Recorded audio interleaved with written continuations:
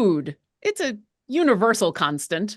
It's necessary for life, of course, but food is way more important than mere sustenance. It's part of a culture's identity and the family history that is passed down from generation to generation with the recipes that they make. It provides comfort when times are tough and joy when we're celebrating some happy occasion. And all you got to do is think about a food fight to show how funny it can be. So it's no surprise that for today's adventure, four wonderful people are willing to risk everything for a bowl of macaroni and cheese. Hello, everyone. I know usually this is D4, where Dustin and Devin co-DM a 5th edition game of Dungeons and Dragons, but today I have taken over this channel to DM a 5th edition game of Dungeons and Dragons that actually is written by the wonderful Deborah Ann Wall, saving the children's menu. But as much as I might be the person running the game, these characters you might recognize. And I will give them a chance to introduce themselves in just a moment. I do want to thank our sponsors, Beetle and Grimm, D&D Beyond, Meeple Madness, Die Hard Dice, Eldritch Foundry, and Idle Champions of the Forgotten Realms. There is an Electrum chess code bouncing around on the screen somewhere, or you can get it in chat. Also, if you are looking for the grand finale of D4, that's coming up on January 7th at 4 p.m. Pacific, that's 7 p.m. Eastern, on this very Twitch channel. It's episode 200. It is the grand final finale of finality, so you should probably come on by. That might be a little more serious than this adventure. That's going to be a lot more serious than this adventure. I just realized something. Yes? It's a year and a day to the first, or 5 years and a day to the first episode. I'm calling Faye shenanigans. You know what's not happening here? Any Faye shenanigans. Oh, Hey, spoiler alert, no Faye shenanigans. Otherwise, there will be shenanigans, but we should probably get ourselves introduced. Is everybody ready to play a little game of D&D? I'm going to take that squeak of excitement as a yes. That is the intention. Good. I like squeaks of excitement. So, Daggerford. Some of you have been here before. Some of you have had some experiences here before, but it's been a little while for all of you. And there is a specific tavern in town that you all are going to be meeting at. See, it's been a while since you've seen each other, and somehow Seisha found out you were all going to be in the town of Daggerford at about the same time and has arranged a meeting at the River Shining Tavern. Now, this place is not only comfortable and lovely, but it has become renowned across the Sword Coast because the main chef there, Chef Kaga, is amazing. The food that they prepare is exquisite, whether it is something as simple as a bowl of oatmeal all the way up to some of the fanciest food that you can find in the material plane.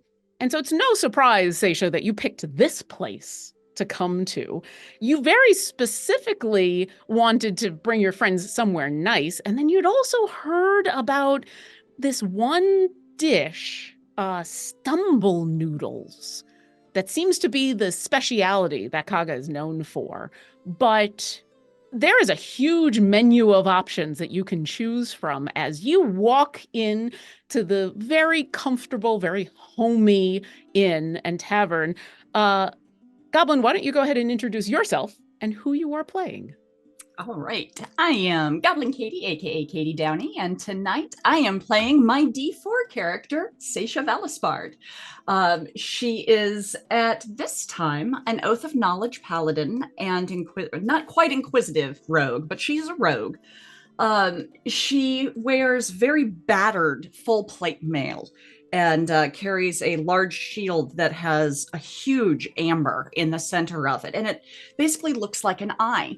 The sword, sometimes hammer, sometimes scimitar, sometimes dagger, that sits on her hip is made of this beautiful sort of purple metal that shifts as you look at it.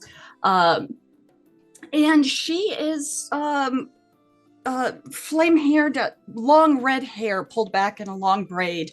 Her left eye is scarred, and there is mist that rises up from it. But she doesn't seem to mind and doesn't seem to bother her, and she just smiles as she walks in. Okay. Wow, this place is nice. It smells fantastic in here. You're not exactly sure what is being cooked that is that specific aroma. It could be a bunch of different things, but it is just so comfortable and homey that you instantly relax a little bit. And a tall, thin man wearing a crisp white jacket and some nice trousers, with a big, bright smile on his face, approaches you and says, "Ah, welcome. You are here for a party, I assume. You look very excited and very armored." Yeah, you just get used to it after a while, and you feel weird without it. It smells amazing. Oh, yes, absolutely. Well, there's several things that are on the menu that you might be smelling. Is there something in specific that you are excited for? It's gonna sound kind of silly, but I find you can always tell how good a place is by their oatmeal. That is not silly at all. It makes so much sense to me. Are you alone or are you expecting guests? I actually have 3 friends coming. I haven't seen them in a while, so this is gonna be fun. The head waiter that you've been talking to kind of takes stock of your appearance, basically, the weapons, the armor, everything, and says, "Think we have a place that has a little more privacy in the back that would be good. I get the feeling that maybe you and your friends are going to need some room." Probably. Yeah, and we also might be kind of loud, so it may not be a bad idea. At least one of us. She gets loud. As long as it is happy loud, that is all that we care about. It is always happy. He starts to lead you through the crowd of people. There's families, there's single people, there's all sorts of a variety of sentient races and people in here having a grand time. And as you pass by each table, the sights and the smells of the food coming off of it are enticing. And as you are led to a table to sit down, Patty, you enter, opening the door. I would say you just catch as Seisha is sitting down at a table in the far corner. But before you go forward, V, why don't you introduce yourself and your character? Hi, everyone. I'm V Muse, pronouns she, her, and I'm playing Patty Jameson, also pronouns she, her. And actually, you would hear Patty before she'd open the door. And what do we hear? Oh, you'd be hearing like this off-tune singing and humming. And as she gets close to the door, he may not be a cutie bard, but when it comes to being happy, we are. There's not a patron today who can take me away from Jiggle. And she throws the door open as she says Jiggle. And you would see this very tall, fur-balled woman. She's got dark red hair that's significantly streaked with gray hair. And it's pulled up into a messy bun because that's pretty much how she operates. There's various things sort of sticking out of her hair. There's like a bit of hemlock on one side and a sprig of belladonna on the other side. And she has robes of jewel tones with various textures, like damask and then tapestry type of things going on. Disheveled and just these bright, bright green eyes and a massive smile on her face. And the second she sees Seisha, she probably startles the entire crowd and shouts, "Oh!" And her arms go wide. Seisha's goes up and there's just clanking all over. The head waiter is very quick to get out of the line of fire as the two of you meet in the middle of the tavern for a giant hug. The people that you rush past, there's a moment where they're like, "Oh," but then they see kind of the joy on this reunion, and no one seems to mind as you all meet in the middle for this reunion hug. And not too far from the place in where Seisha has saved some seats for you. So, I've missed these Uggs. yeah, Patty, she's massive. She's like 7'7", furball, cleric of brave domain type of thing. So she'll like hug Seisha and almost like do like an upsy daisy kind of hug. And like just like the back and forth. How ya doing, kiddo? Good to see your face again. Oh, it's so good to see you. I've missed you. How are you? I'm grand. Oh, that's awesome. We've there's 2 others coming. I've got chairs over here. Come tell me what you've been up to. And you actually notice as Seisha points to the table and says, there's chairs over here, that tall gentleman, the head waiter, is in the process of removing one chair and replacing it with one that's a little taller, maybe more appropriate for your stature. And You might want to get 2 more like that, actually. oh, that is very good to know. Thank you. Thank you very much. Welcome. Have a seat. If this is not comfortable, let me know. Is there anything that you are particularly interested in while I bring out some water and hors d'oeuvres? Oh, I placed my order now? It's mostly I make sure that it's something that we have on the menu. You got that yellow curry abyssal chicken and rice? Oh, I believe we do. I mean, I smell the curry. I will go back and check right now. Okay, make sure it's extra spicy. And as you take a seat, Kuzima, you probably heard all of this as you were approaching the door, only moments behind your 2 friends. And so, Omega, why don't you introduce yourself and your character, please? Hey everybody, my name is Omega Jones, also known as Critical Bar across all social media channels. My pronouns are he and they. I do too much in this world. I don't need to go through all the details, but you know me, you love me. Maybe if you don't like me, that's totally fine. I love myself. I am playing Kuzima, pronouns he, him, who is mechanically a red dragonborn, but he looks so black you can't tell. He almost looks burnt with like a touch of redness beneath that. Wearing smoldering armor that's always kind of smoking off to the side. Rags, it seems like he has on upon like trousers and ropes around his ropes like pieces of fabric around his ankles and his elbows, wrists. He has a very, very, very tattered cloak, though somehow it seems to always burn at the edges. There's a tinge of something arcane to it. Upon his head actually seems to be some kind of diadem at this moment. Dark, almost obsidian in make, and a nice reddish orange crystal in the middle. He is wielding a staff that is actually more of like a walking stick now, not just something for aesthetic reasons. And this staff was once kind of simple and slender, burnt, but now has taken on this almost like sickled edge. And in the middle of this sickle is a bright, glowing orb that seems to be some kind of draconic eye that's kind of floating in nothingness, always kind of ever present, ever watching. And yeah, I think he eventually looks and kind of just spots through, seeing the bombasticness of Patty and Seisha, just kind of like steps through. Excuse me, pardon me, excuse me, coming through. My apologies. And eventually just kind of like stands at the door, at least the doorway, just waiting to, oh my God, just kind of just waiting, doesn't want to just immediately interrupt the shenanigans going on. Introduce you to my friend. It's Kazima. Oh, Do you guys know each other? Yeah.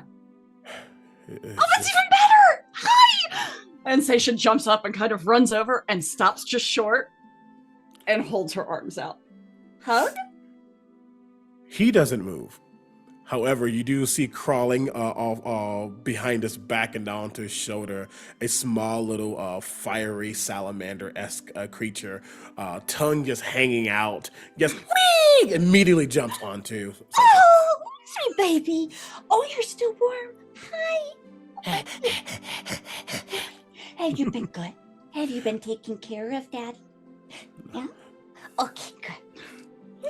It is good to see you, Seisha and Patty. How are you? I'm grand. Well, How about yourself? I can't complain. I traveled all the way from Kalimshan. Well, that's a hike, so nice that they're getting us some good-sized chairs so we can rest. Not That is only are they, true. sorry, go ahead. No, that is go for it. And not only are they getting good-sized chairs, but you do notice the tall head waiter that has been helping you is now bringing over what kind of looks like a dog bed on a stool. Something that's just like perfectly sized for, say, a familiar or a pet or the variety of creatures that people might be coming in with. You know, large cats that might want to just hang out on your chest. And it's putting it next to one of the chairs, and as they stand up, looks at you and says, welcome, welcome. Let me know if you need something that is a little taller or shorter for your friend. And is there anything we can get started for you that you're particularly interested in? Meat. Any specific meat? Meat. I'll see. Particularly owlbear, if you have it. I believe we've got the shipment that's come on in. I will go check for you right away. Down in Kalimshan, they have this eatery where you sit and they bring you out a monstrous amount of meat. I am now a fan of meat. That sounds Meat lovely. is delicious. I don't know if we can compete with a monstrous amount of meat, but I'm pretty sure Chef Kaga will have something for you. And as he walks off to go see about placing some orders and heads back towards the door, Brunschlager enters, the last but not least of our quartet. Paladin, would you introduce yourself and your character, please? Hi there, my name is H.T. Paladin, otherwise known as Paladin. I'm an interviewer, writer, graphic designer, and tired person in the TTRPG space. My pronouns are they, them. Today I'm playing Brunschlager, pronouns he, him. Brunschlager looks like a suit of plate mail on the run. With the noticeable exception being the helmet being like a half head helmet, ending with just this large chain curtain covering from the cheeks down to the neck. He's on his back is swinging a large shield with a very large, disturbingly unerring eye in the center of it, and around his right hand is just a series of chains spiked. And all of this armor and chains do not seem to phase the head waiter, who comes over to you, still big smile on his face, and says, welcome, welcome. Are you here with the other heavily armored party that's over in the corner? What gave it away? I made an educated guess, but, you know, I can always be wrong. I will let you go and get a seat. We found something that was a little taller for you. Do you have an order you would like to place? Something that you are especially interested in? Straws. I That's heard a- you have straws here. Straws? As in the thing that you put into a drink and sip out of? Yes. We have a variety of straws that are very good for the environment. Would you like something to sip out of that straw? What do you have? A wide selection of things. We mostly serve families, so, you know, simplest fares, but I did just get an order for some abyssal chicken and curry, so if you're looking for something a little more exotic, I can help with that. Good. Yes, this sounds fine as well. Long as you bring me something to drink through a straw. I can bring you several things to drink through a straw. Thank you, thank you. And he goes rushing off to take care of things. Brunschlager, by the time you make it over to the table where your three companions are happily chatting away, all of you have water and bread with some really nice olive oil and vinegar, and all of you have straws. And Brunschlager, you arrive clanking over at the table with all the other heavily armored people. Guys, I'd like to introduce you to Brunschlager. How's it Brunschlager? going, bud? Hello. It's been a while. Hold, wait. You see him look at Brunschlager, looks at Patty, looks at Seisha, but like almost looks past Seisha for a moment. The last time the three of us were together, a god died. Is this about to happen again? I hope God, not. I hope It hurt the not. first time. Wait, what god? Bane. It was no big deal, really. Just a minor. Just a minor. Wait. You three Petunia- were the ones with Finley when that happened? Yes. Uh-huh. Why didn't she ever tell us? Oh, I really hope there's not going to be another god dying. And I is at hope that not. point, it's at that point that the head waiter comes over, giant platter on his shoulder, and says, "The only thing that is dying today is lots of chicken," and serves the four of you the things that you had asked for. Seisha, a big steaming bowl of oatmeal with all of the fixins. Patty and Brunschlager both get their abyssal curry chicken. Kuzima, the owl bear, is perfectly seasoned. Yes. And there's a variety of drinks that are available, all with straws. And he asks just before he leaves, "Are all of you new in town, I assume?" Returning visitor. I have never touched this land before, no. Okay. I mean, I passed through before, but I think I went to a place that was like the Ocean Dim Inn. Oh, I have heard of this place before, yes. But not local to the city. No, it was on the outskirts, kid. Hmm. That is very good to know. But please enjoy your meal. And he goes walking off. Good question. Yes. Have there been any more exploits of the Catman? Not that I know of, but we did add something to the menu that the children really like. Cookies that are little cat paws, and you can get them on, what did he call it? That are cooked on something that looks like a hut tin roof. What Okay, did the I'm gonna Catman need like a do? box of those when we're ready to leave. If I could add that, please. Absolutely, I will add that. And he goes rushing on off, leaving you to chat amongst yourselves for a moment. You see Seisha, honey. Kuzima. Oh, go for it. Sorry. What did the Catman do? So, years and years ago when we were here, Voss and V were trying to break in someplace. I know, weird combo.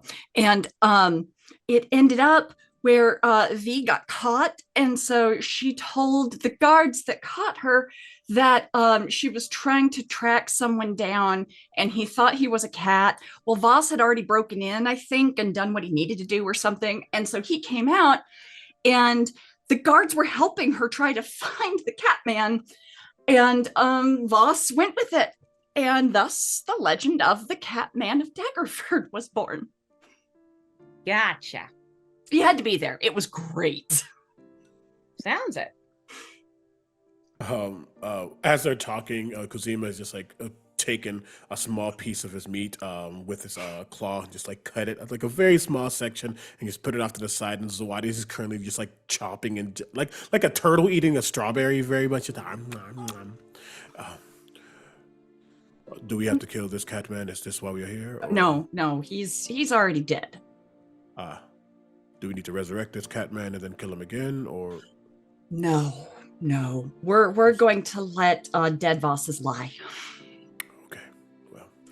But how are you guys? What have you been up to?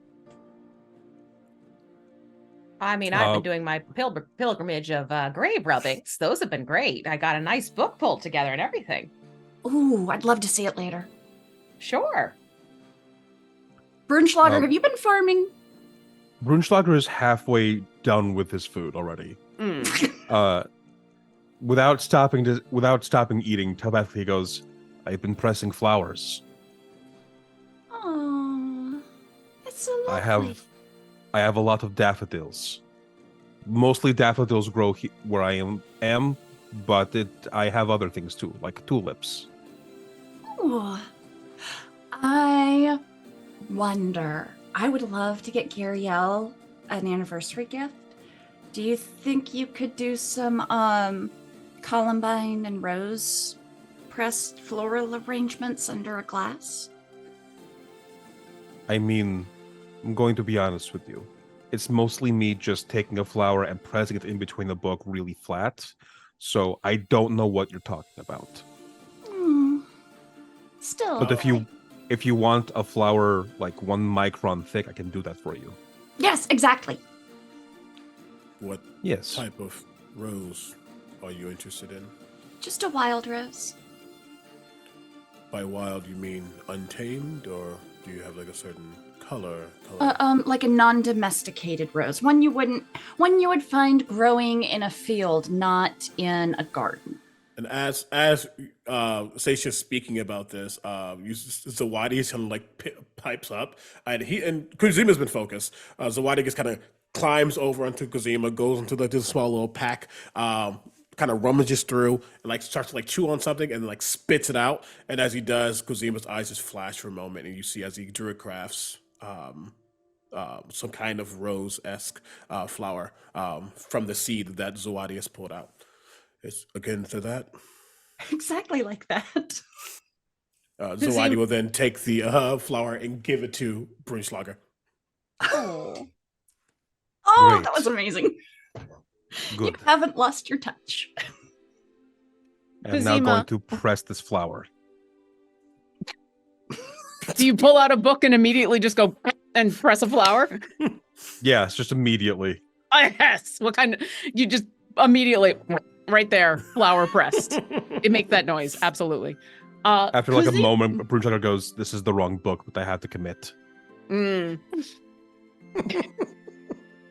What book is that? Oh, yeah. What book is it? I have been drawing my goat. Your goat? I have a goat. Just one. It showed up one day. I don't know. I can't get rid of it. What color is this goat? Like white fur, spotted Okay. black. Why? Why? I just wanted to make sure it wasn't a solid black goat. Why? Before Seisha can answer, because that's a whole other story, Kuzima, maybe it's because you had taken this moment to let Zawadi grab the seed, or maybe it's because of your super high passive perception, but you do notice across the way, the head waiter that had seated you all and has been taking care of you this whole time is speaking to another human, tall in a impressive chef's outfit in whites and blues, darker skin with kind of a forced smile, you can kind of tell. And the two of them are talking a little bit, and you actually watch as the head waiter points towards your group, and this other gentleman starts to approach. And can I tell? Well, like, I probably can't like lips. I don't have like observant. I can't like read the lips or anything. But can I tell like intent? Like, is he just like, hey, this is a group. Like, go serve them, or because we already got food, so like just kind of see like what. Can I get any type of idea what the conversation might have been about, like, or the vibe of the conversation? give me an insight check. Yeah. First roll of the game. Yes. Oh, we didn't do a roll off before. And my new black dice that I got, Ooh, where are those from? North Foundry. Good luck reading that. I could not read those. It's very like I won't guidance this because I think she's just kind of intentional. That With is solid dice like that? Still a 22. I do. So the way that you pick this up is actually not by trying to overhear the conversation or lip read, but you notice where they look and where is being pointed. The glance that this other gentleman, as they glance at all four of you, it's not as much faces as it is the armor, the shield, the staff. You notice the demeanor is serious, but they're trying to put on a bright and happy face. They're trying to not, you think maybe not worry any of the other people as they walk past. Understood. And you get the sense that they've picked up what the four of you kind of do for your living, for your life, what you have done, and is approaching you because of that. Is there anything you'd like to do in that moment before he arrives? Yeah, kind of just parsing through that just for a moment. Kuzima always had kind of a stoic kind of. He doesn't show his feelings a lot on his face, but he just kind of looks over and looks back at the group, specifically at Patty and Seisha, noting that Brunschlager's already eaten. If you have not consumed your food and you wish to do so, I would advise you do so now. It seems that we are being picked at. Pick that. Seisha hurriedly scoops some butter into the oatmeal and pours a little milk into it, mixes it up, and starts just going to town on the oatmeal. Sorry, just the hand motion. Do you just like raw hand grab the butter on the table? You know what? Yeah. I've been at Great. sea for a while, so yeah. All right. Just wanted to affirm that no one else is getting butter today. Mhm. Picked that as in scoped out. We might be. Oh, well, that's always grand. And Patty goes into her side satchel and she pulls out this container with a lid and she'll take a bite of her chicken and then put some into the container and then take a bite of the chicken. She goes, just in case we need something for the road. Mhm. And it's at this point that the gentleman arrives, having overheard kind of the very end of the conversation. The demeanor of trying to keep a pleasant smile kind of drops a little bit to be more serious. And he says, "Was I that obvious that I was coming over to talk with you about business?" He's just that good. I tend to make sure that individuals are not attempting to sneak up on me for different reasons. I'm glad that you are not in that category. Well, then I believe my instincts about the four of you were correct. My name is Chef Kaga. I'm the head chef here at this tavern. Do you mind if I talk to you about hiring you for a favor? I mean, sure. I don't have anything planned other than spending time with my friends. It's What? not for kitchen work, right? Because you don't want me behind a stove. Oh, yeah, Javier says I'm not allowed in the kitchen. Oh, no. The tavern is fine. We are well staffed and our staff are well paid. And the problem is not the staff. The problem is the supplies. Oh, So I get the sense the four of you have been well traveled and potentially able to defend yourself. And I'm very worried about a friend of mine, someone who is also one of our main suppliers of most of the fruits and vegetables for this tavern, specifically some of the very specific ingredients I need for our stumble noodles, but some other things as well. Are you familiar with Arthur Holrow? No. Mm-mm.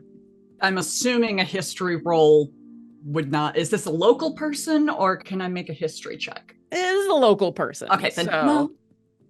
So the author is a dear friend of mine and one that we patronize for almost all of our supplies and for a very long time. Everything has been fine, but we stopped hearing from him about a month ago, which was worrying, but everybody takes a vacation. Sometimes it's a little hard. I mean, it is late in the spring and sometimes the roads are muddy. Maybe something happened. But after a little while, we got very concerned. And I hired some folks like you to go out and check to make sure that nothing untoward had happened. I was very, very concerned. And I probably hired people too quickly. They were young, they were eager, and I have a feeling they went in swords drawn, ready for battle. Because that was about a week ago when I sent them. And I don't know exactly what happened, but unfortunately their bodies were retrieved from the river a day ago. Oh. So whatever they encountered at the Holrow farm, I have this horrible feeling. We're good. Hey, thank you, everybody. Sorry, we had brief technical difficulties, but we are back. Did they hear any of the things that I had said? No. Mm-mm. Okay, that's fine. That's fine. You know, I'm just the DM. It's not important. Give him anything that I said. fancy rundown, Lauren. Okay, real quick. The four of them have been approached by the head chef of this tavern, asking to hire them to go check out a friend's farmstead. Arthur Holrow. I don't know why I have such a hard time saying Arthur. Arthur. It Arthur. happens to me too. I don't know why. And he's afraid that he sent in his interest of finding out as quickly as possible, he sent some inexperienced people to go check on things. And unfortunately, those people came back deceased. And the question had just been asked if bodies could be looked at, and Kaga is going to sigh and say, unfortunately not. They were sent down to Waterdeep, as I believe that's where they had originated from, and hoping to find some families. So Of course. there Of was course. Where was the atrocity? Where did it happen again?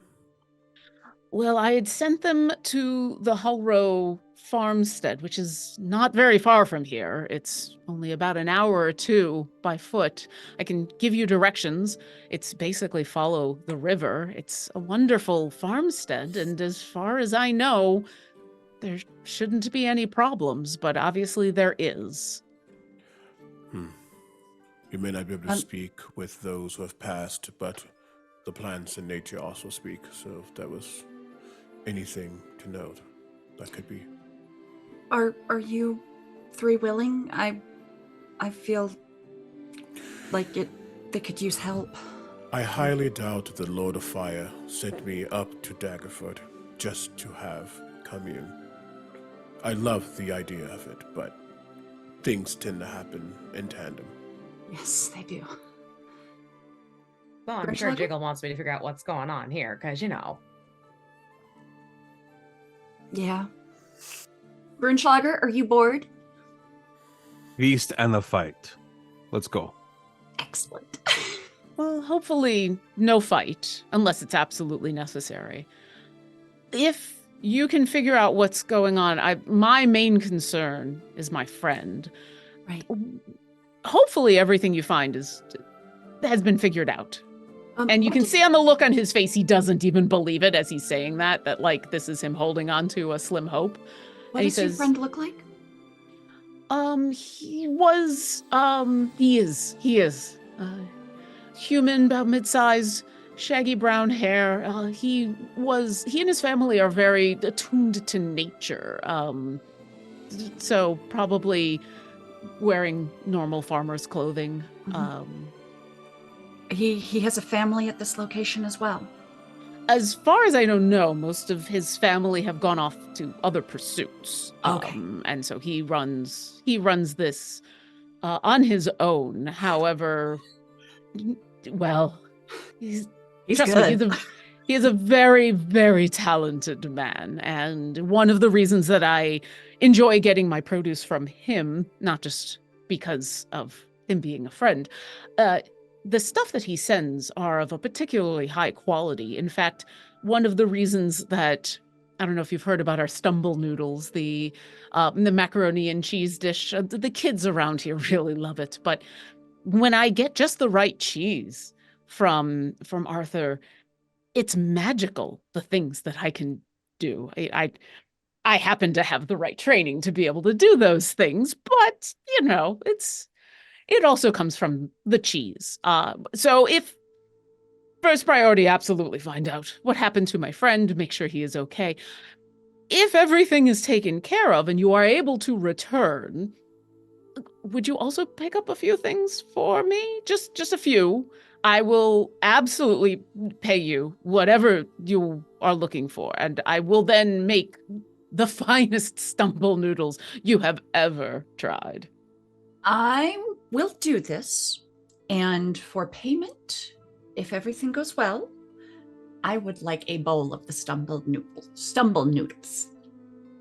Done. And he looks to the rest of you.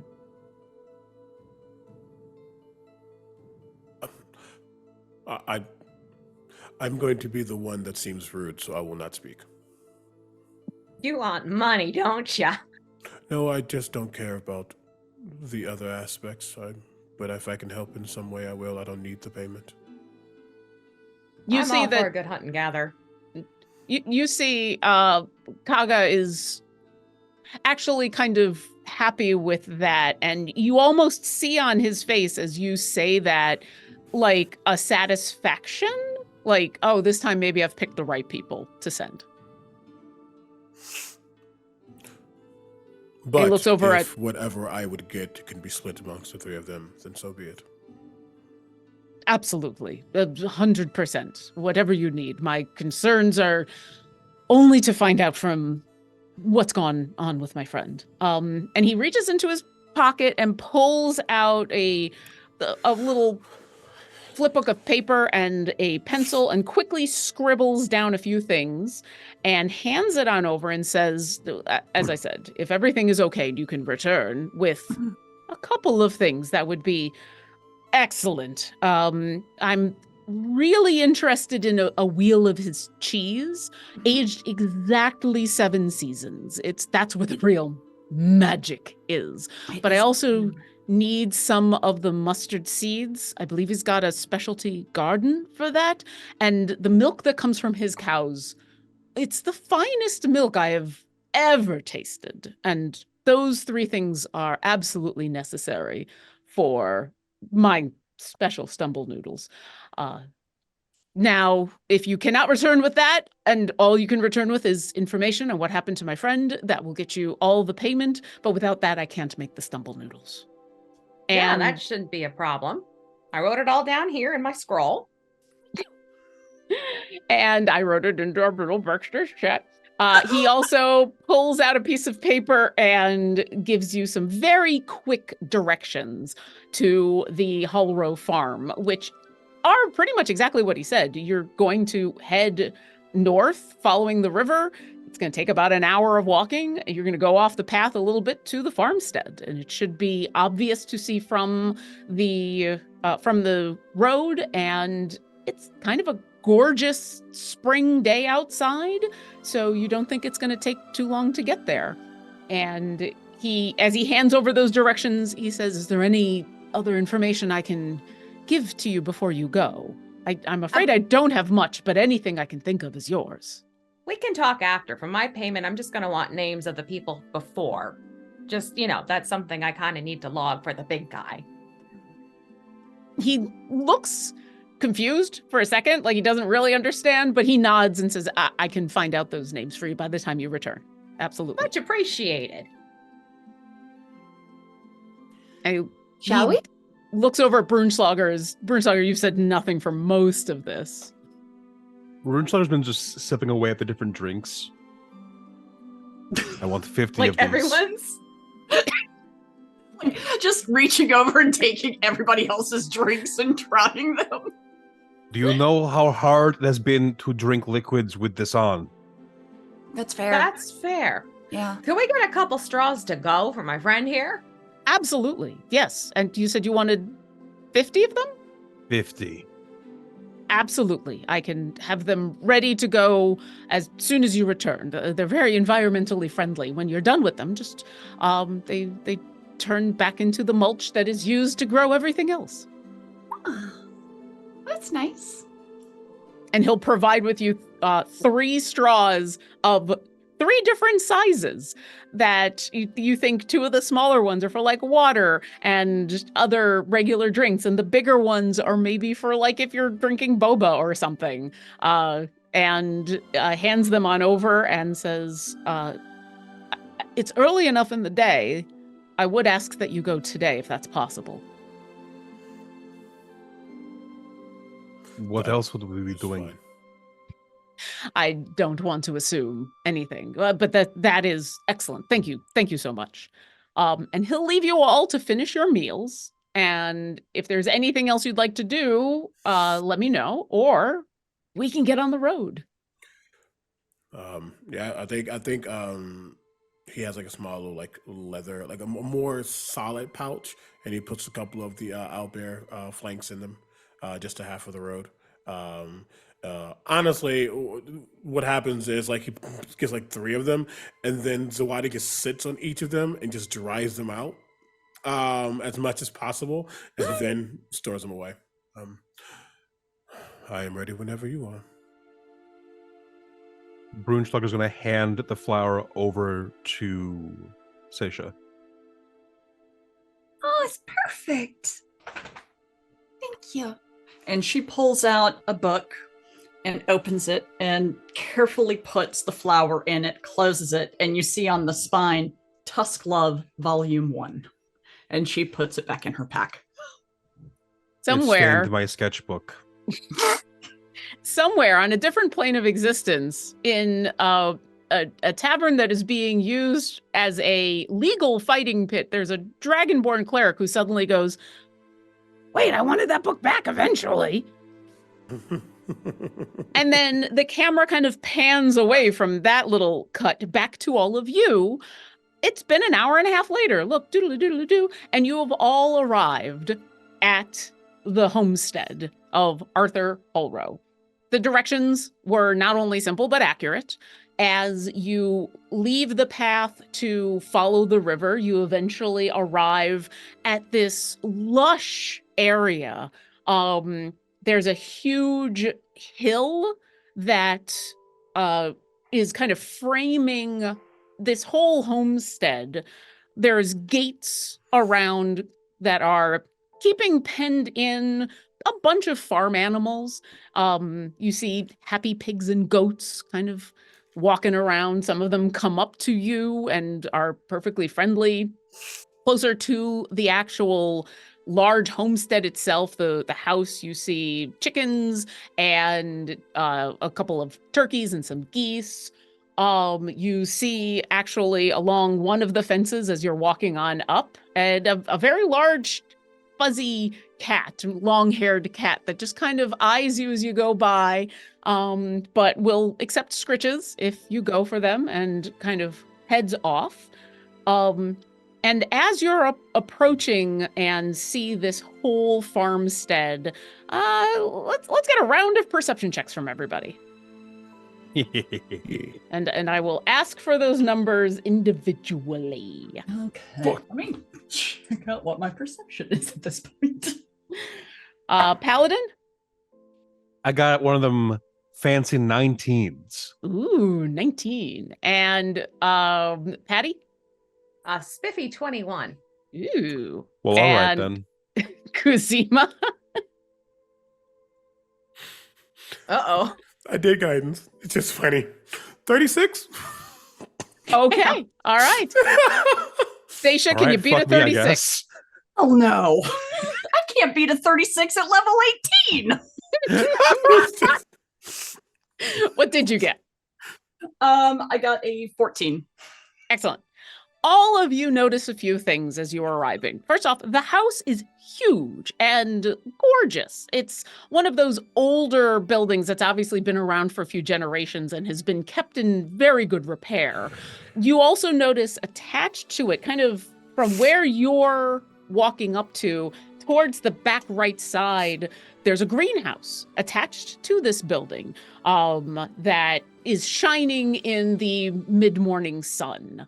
The whole area around here, you get the sense it has been well kept until recently. Everything's just starting to get a little bit overgrown. Everything's just starting to look like it hasn't been as well tended to. It hasn't fallen apart yet, but you can definitely tell the difference between things that are usually kept in amazingly immaculate order, especially for this large of a farm. You notice on the left-hand side where some of the actual plants are planted, you see beans, garlic, shallots, cabbages, onions, bunches of different vegetables. A little bit further out, you see a bunch of trees that are fruit-producing: apple, cherry, pear, and many other flourishing plants that all of this, the fruit and vegetables and anything else that can be harvested, It's been on the tree or the vine just a little too long. Some of this should have been definitely picked by now. Can we go check on the animals? You can in just a second. Y'all. Oh, that rolled- was Seisha in game. Yeah, y'all rolled super high. There's one other thing that you all notice, which is west of the house. You do notice under one of the few trees that's not specifically a fruit-bearing tree. You see a giant, gorgeous willow, and under it you see a couple of plots, grave plots that you can see. None of them have headstones, but you can definitely see where 3 have been basically placed. Recently or older? Well, Patty's gonna zoom right over and check that out. Like that's literally her game. That's her Okay. jam. Kuzima, as Seisha asks about the animals, as Patty heads towards the graves, Kuzima, you notice a couple of other things. All of the windows on the house are boarded up. You cannot see inside of this house anywhere. It's completely just closed off, although you're not sure about the door itself, but all the windows are boarded. And you will notice, before people get to it, 2 of the graves are quite old enough that they've been there for a while. One of them is fresh. And as Seisha, as you kind of look around following Patty and Brunschlager, as you are looking around, all the animals here seem well cared for. None of them seem to be lacking for anything. It looks like most of what has fallen into disrepair seems to be just the general upkeep of this place, but all the animals seem happy and friendly, and Okay. They've had food and water access and yeah. cool. Okay. While the plants seem to have suffered a little bit or have overgrown or whatever, all the animals seem perfectly fine. When you say fresh, it might not seem like it to the naked eye, but Kuzima is a druid. Can I tell how fresh? Like, is this like within the day, within the last hour, now? Like, are they walking into something that's gonna be a problem? With that 36, even from this distance, maybe a week and a half, a week, 10 days. Recent enough that the mound of dirt is still there. It hasn't depressed, but not, you don't smell that fresh earth smell of something that's been recently dug. Okay. Then as Patty is walking over with Station, that one, and Zawadi almost like points to it, like body gets very stiff, pointed directly at the area. That one is the freshest. That might be the. Didn't he say that the body was sent back to Waterdeep? Well, the ones that they found from the previous scouting crew. And that is a curiosity. It's a concern too. Patty's gonna use her eyes of the grave just to make sure there's nothing untoward kind of floating around. Sure. Remind me that you're sensing undead, I believe, right? Yeah, pretty much. As an action, I can know the location of any undead within 60 feet that isn't behind total cover and isn't protected from divination magic until the end of my next turn. Do not sense any undead anywhere. It's actually a little like you set that off as you all have approached these graves, and it almost helps with the relaxing atmosphere because it's this bright sunny day, the birds are chirping, the animals are around. If it wasn't for like the serious reason that you're here, this would actually be kind of pleasant. The one thing you all notice as you finally step up to these graves, there's no stones. The fresh grave has flowers placed on them, a little bouquet that seem a couple days old. Okay, that's interesting. That usually means that someone's paid honor. Exactly. And recently, but looking at the overgrowth and state of all the vegetation, It's been a while since someone took care of the plants, but you said this is recent, and the flowers were at least recently placed. And the animals are being cared for. The animals are being cared for. So someone's stopping by. Yeah. Or Where's coming that- out. Where's that cat? Um, Oh, wait, I Oh. can find him. from behind the willow tree, like magic, as cats usually are, the big fluffy cat appears. Meow.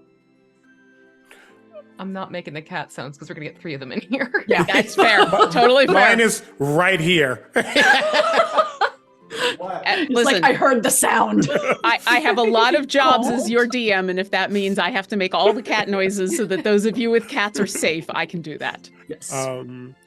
Looking at the cat, he just kind of like stares for a bit, and I don't think I'm going to worry about making it a ritual cast. He's going to cast Speak with Animals. You I'm not using smell a level like fourth- burning. There we go. The cat looks up at you. You smell like burning. That is accurate. Are you well cared for? I care for myself, thank you very much. And the cat kind of preens a little bit, but then immediately starts to wind its way around all of your legs. Brunschlager, you're pretty sure it's leaving hair behind on your greaves as it's looking for pets. It's looking for I'm gonna go to scratches. grab it. All right. Are you trying to be like gentle or like scruff of the neck? Gentle, it's an animal. Okay. If you're gentle, then yeah. Cat will absolutely let you pick them up. Oh, yes, right there, right under chin. This is an appropriate tribute, yes. We are, if you do not mind, we are looking for some answers. Who has cared for you or have come by recently? Do Well, you know what they look like? recently has been the really, really big one. And before that, it was the one who could also talk to me like you. Really, really big one. Mm-hmm. And then Maybe- the cat, Brunschlager, jumps out of your arms and pats on over to the fresh grave and sits next to it and says, "They are not here anymore to talk to me. But the big one leaves out morsels." Is the big one's not in the grave? Someone else is in the grave. Yes, the one that could talk to me like you can. I did not know there were others. This will make demands of food and tribute much easier again. Sure. The big one. When did your eyes see them last? Oh, just earlier today. They are in with the smelly big cow things that moo. Constant Is- mooing. Is big one nice? They have left me appropriate tribute. Well, I will see to it that you continue to get your tribute. Excellent. You may scratch right here. And he presents an ear to you. He like looks at it and then looks back at Brunschlager. As the I wish- conversation has been progressing, Seisha has just been kind of slowly inching closer and closer to the cat. And when it turns its head and presents the ear, she just goes, As you go to do that, Brunschlager yells in your head, Seisha, look behind you. Brunschlager pets the cat. All of you get purrs and happy noises, and Kuzima, you also hear, "Ah, yes, my magic works on anyone who arrives, yes." Out of cat speak back to the other humanoids. It would seem that perhaps one who was druidic or could speak to felines is within this plot. Another bigger individual was feeding them. They said they were here recently with cows. Not sure, but that could be a starting point, whoever this individual is.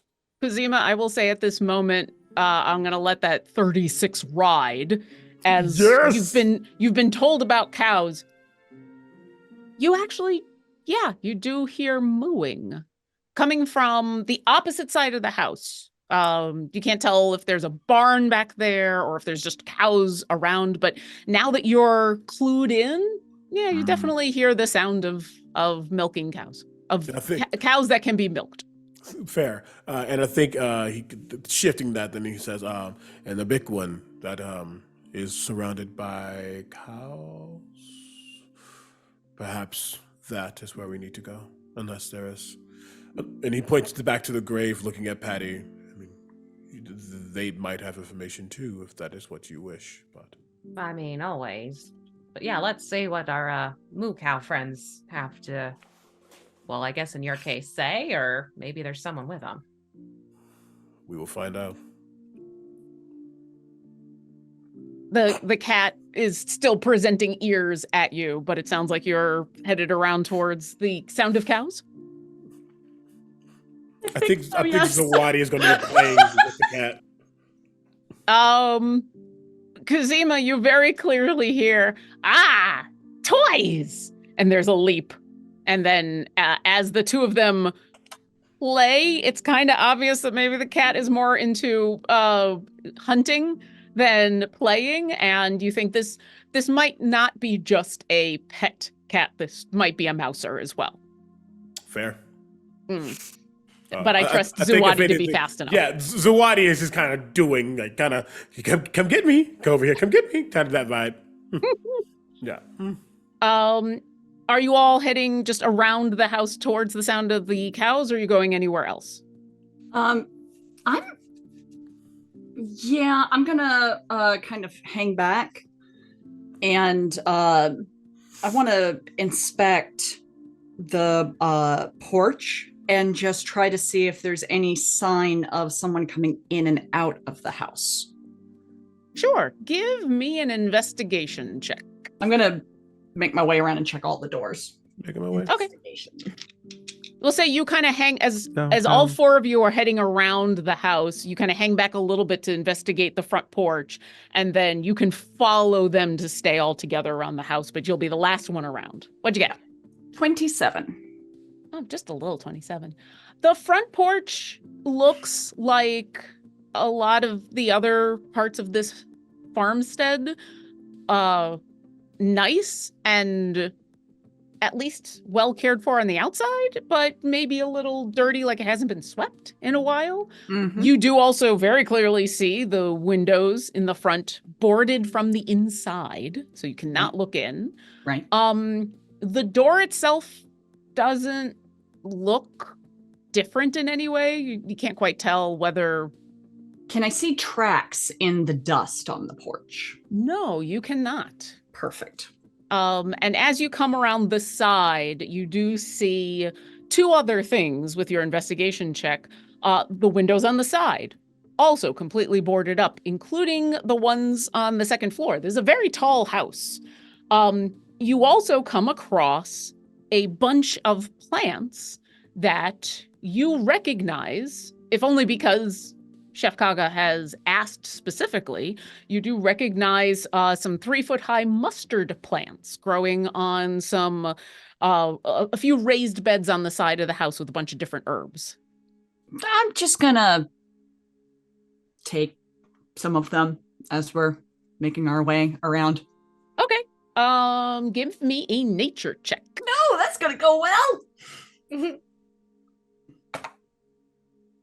15. You're unsure at first when you're grabbing these, because you recognize them as mustard plants, but you've only ever really seen mustard at the table. And so you're a little unsure when you start picking if you're even picking the right thing. Take the And- seeds or the stems or the leaves? Well, unfortunately, you realize as you pick one of the seed pods and you hear kind of the rattling around inside, you think to roll it in between your fingers a little gently and seeds fall out. And so you're able to harvest several of the seed pods and you have mustard seeds.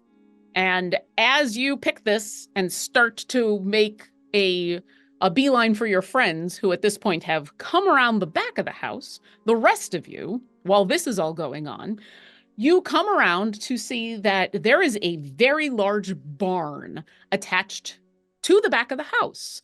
Kind of like the same way the greenhouse was on the side. There's an attached barn that the large double doors on the front of lead out to what's obviously like a wagon stop that you can pull up wagons to. You all very clearly hear the mooing from inside. Everybody give me nature checks.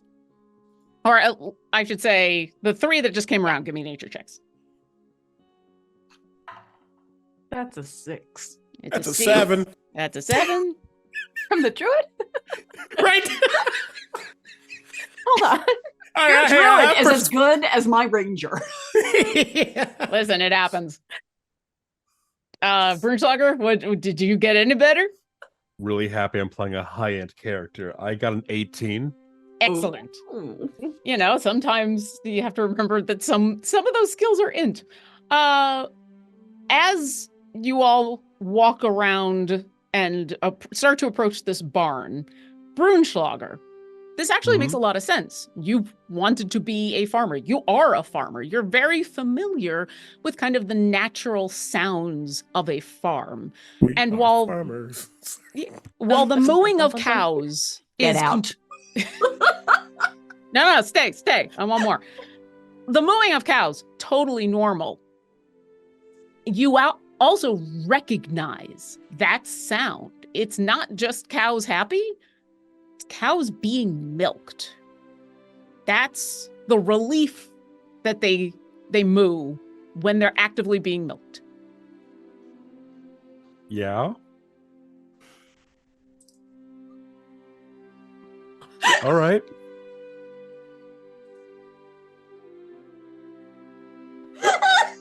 I was fine until Katie broke.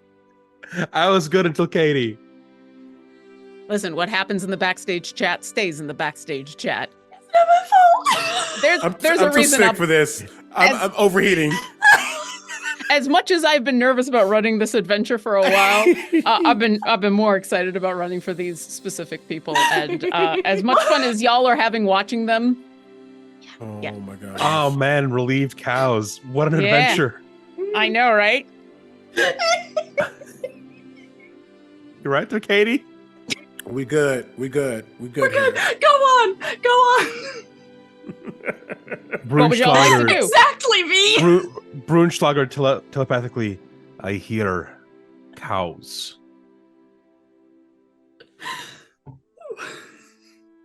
Excellent. Yes, we are heading. Oh, you said telepathically. Never mind.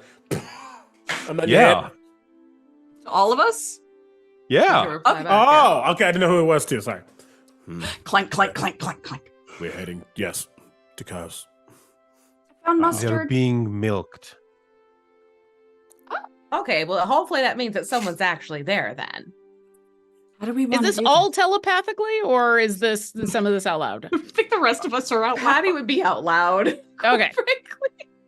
Okay. Just behind the visor, Brunschlager is seething. What makes you seethe even more is as these exclamations are happening, you all hear the sound of movement from inside the barn. I'm sorry, movement? Movement, but not of a cow. Like you hear someone walking around, but you're far enough away that you're unsure, like, how you could hear this person. And then Kuzima, because yeah, you've got that passive perception. You have walked far enough. I'm not going to say away from your friends, but you've been kind of leading since you heard the cow sounds. Yes. That you are far enough that you can actually see where the front doors of this barn are. The giant double doors that carts could roll into. They were closed. Oh no. And now you see just a little bit of movement as one of the doors cracks open and you see a face looking out. a face that is not at your height. Face that's maybe a good 20 feet up. Up? Towards the top of this barn, you see just an eye and a side of a head all the way up towards the top of this barn. Not like through a window, like just on the side of the barn. Yep, someone has opened the door. It's just like someone has opened the door and is peeking Like, out. doing It's one just of the these- person who is peeking out, their head is like 20 feet off the ground. Is it like appropriately sized for being 20 feet off the ground, or is it like Little face, human high heights. sized? It's a Honestly, avoid- if it's like human size, it's so much worse. I know. that's I what know. I'm asking. Here's Slender Man's milking the cows. part of me wants to say yes, just so that y'all have to deal with that. But in the interests of not turning this into that kind of horror game, while technically you can't tell because all you're really seeing is like an eye, yes, it is. For someone that is that tall, it is an appropriately sized head. Let's put it that way. As the Slender Man version of this game, we can do at a different time. And let me just make sure I'm understanding. The barn is the big old barn. Yep.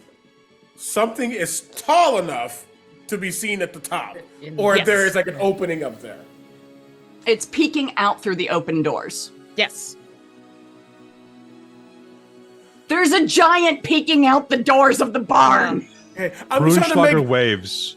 Brunschlager waves. All right. In this moment, as Brunschlager waves, do any of you do anything else? Just so that you all get a moment before.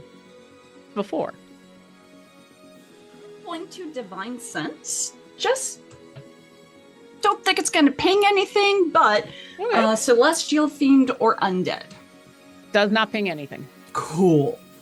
What is this Adeluk's outstanding outhouse I have? That might be a homebrew spell that if you want to have is completely up to you, but it's I was like, a what is ridiculous. that? Yeah. Hey folks, you should remember when you are sharing your content on D&D Beyond, if you have any homebrew, especially spells, everybody can see them. You know, that's fair. I want the story behind that no. spell later. Honestly, You know the story behind that spell. You were there when it happened. Oh! Yes. Meanwhile, I think so Kazima. Kazuma, I think Kazima's like in the same brain that Omega can't picture it, so he's just kind of just staring, like, "What am I looking at?" okay. And Yeah, Patty, Patty's how like- about you? And she starts walking forward. Okay. As you walk forward, as Brunschlager waves and the two others just kind of stare, the barn door opens a bit more, and the full head of this being becomes apparent. And yeah, Seisha was right. This is a giant. Pretty sure a full-grown adult giant. And while she doesn't completely come out of the barn, she seems to be a little hesitant, but not wary, or not too wary, not like angry. And I know Patty speaks giant. Does anybody else speak giant? Patty, ask her how she milks No. the cows. Kazima, you speak giant? No. No. Okay. Only Patty understands as this fire giant says, "Why are you here?" Patty replies in giant. Well, you see, we're here on an investigative mission. Apparently, Arthur was supposed to send some supplies on down to the inn so that he could make his stumble noodle. I think that's what it's called. A dish, and apparently some ingredients usually come from this farm. But it's been a hot minute since they've gotten those ingredients. So basically, where's Arthur? You see, her face changes just a little bit. She's still nervous, but there's a sadness. She says, "The last time people came searching, things did not go well. Are you Are you prepared to talk over things, or do things have to not go well again? Did they not go well because they had a certain opinion of, those of us of larger stature? I don't know exactly why, but they immediately attacked when they saw my children. How many kids you got? She stops for a second and looks over at the other three and says, "Are you really here simply on behalf of my friend?" He's a buddy of yours. 1 second, and then Patty will play quick translation to everyone. I'm sorry. She's back to the time. I'm sorry. So rude to me. I'm Patty Jameson. You are? After you've kind of translated for everybody, and also for the purposes of making everybody's life easier, we'll say that Patty gives a running translation so that we can have a conversation. You ask her name, and she finally steps out of the barn. She hasn't left the doorway of the barn, but she opens it fully and steps out. And you see that she's in kind of simple leathers and cloth. They look well cared for, and her size. She is holding down at her side, not at a ready position, a sword. And that's you can why the head was at the top. I understand now. you can kind of tell this is a rough-hewn sword, that maybe this is not something that's been made by a master craftsman. She regards all of you and finally says, "My name is Ignis, and I've been a guest of Arthur's for a little while now. He was very kind, despite the fact that we really could not understand each other. He gave us shelter when I needed it most, and everything was fine until people decided to come and make things not fine, which is why I'm very wary of the four of you. But at least you come with words and not immediately attacking." Yeah, we're not sizists here. I don't know if it was the size or anything. I'm unsure why. Arthur did his best to dissuade them. They also went after Arthur? Well, they came after me and mine, and he tried to protect us. And you can see she looks a little guilty. My main concern was protecting mine, and he was course. protecting us. And as much as he seemed to be an amazing individual full of power, there were 4 of them. And before I could secure my children and join him, he had been struck down. And I made sure that those that did paid for that transgression. Ah, the young adventurers. Whoever they were, I threw them into the river. The last thing I needed was reminders of what had happened. The grave is enough. I'm very sorry. So you were sent by whoever had sent them. The person who sent us was a friend of Arthur's. He was concerned that he hadn't heard anything from him in a while. And unfortunately, he seems to have recruited some very headstrong and impetuous individuals who I would say pissant brats if I were you. Yeah. Who didn't take into account that sometimes things are more than they seem at first. She nods at that, and you can see her demeanor relaxes a little bit. And she holds open the door of the barn and says, "Why don't you come inside? It has been a little while since I've had a civilized conversation that didn't involve the charades that Arthur and I needed to go through to speak." And all of you give me insight checks.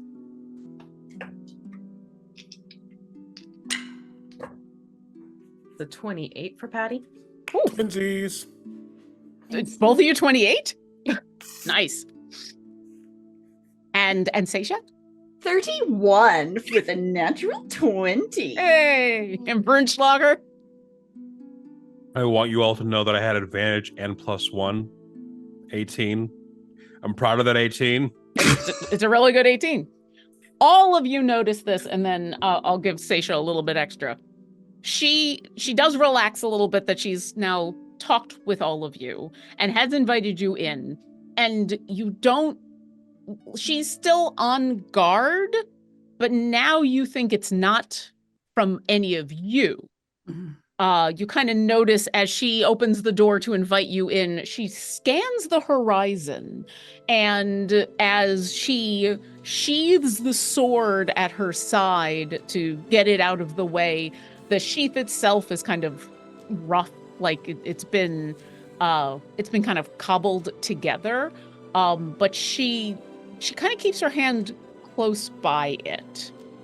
And Seisha, the other thing that you pick up as she's scanning the horizon, she's very clearly looking at the giant mound that's behind this whole homestead, and she looks. There's like a very quick hint of anger, and then goes back to ushering you all in. All right.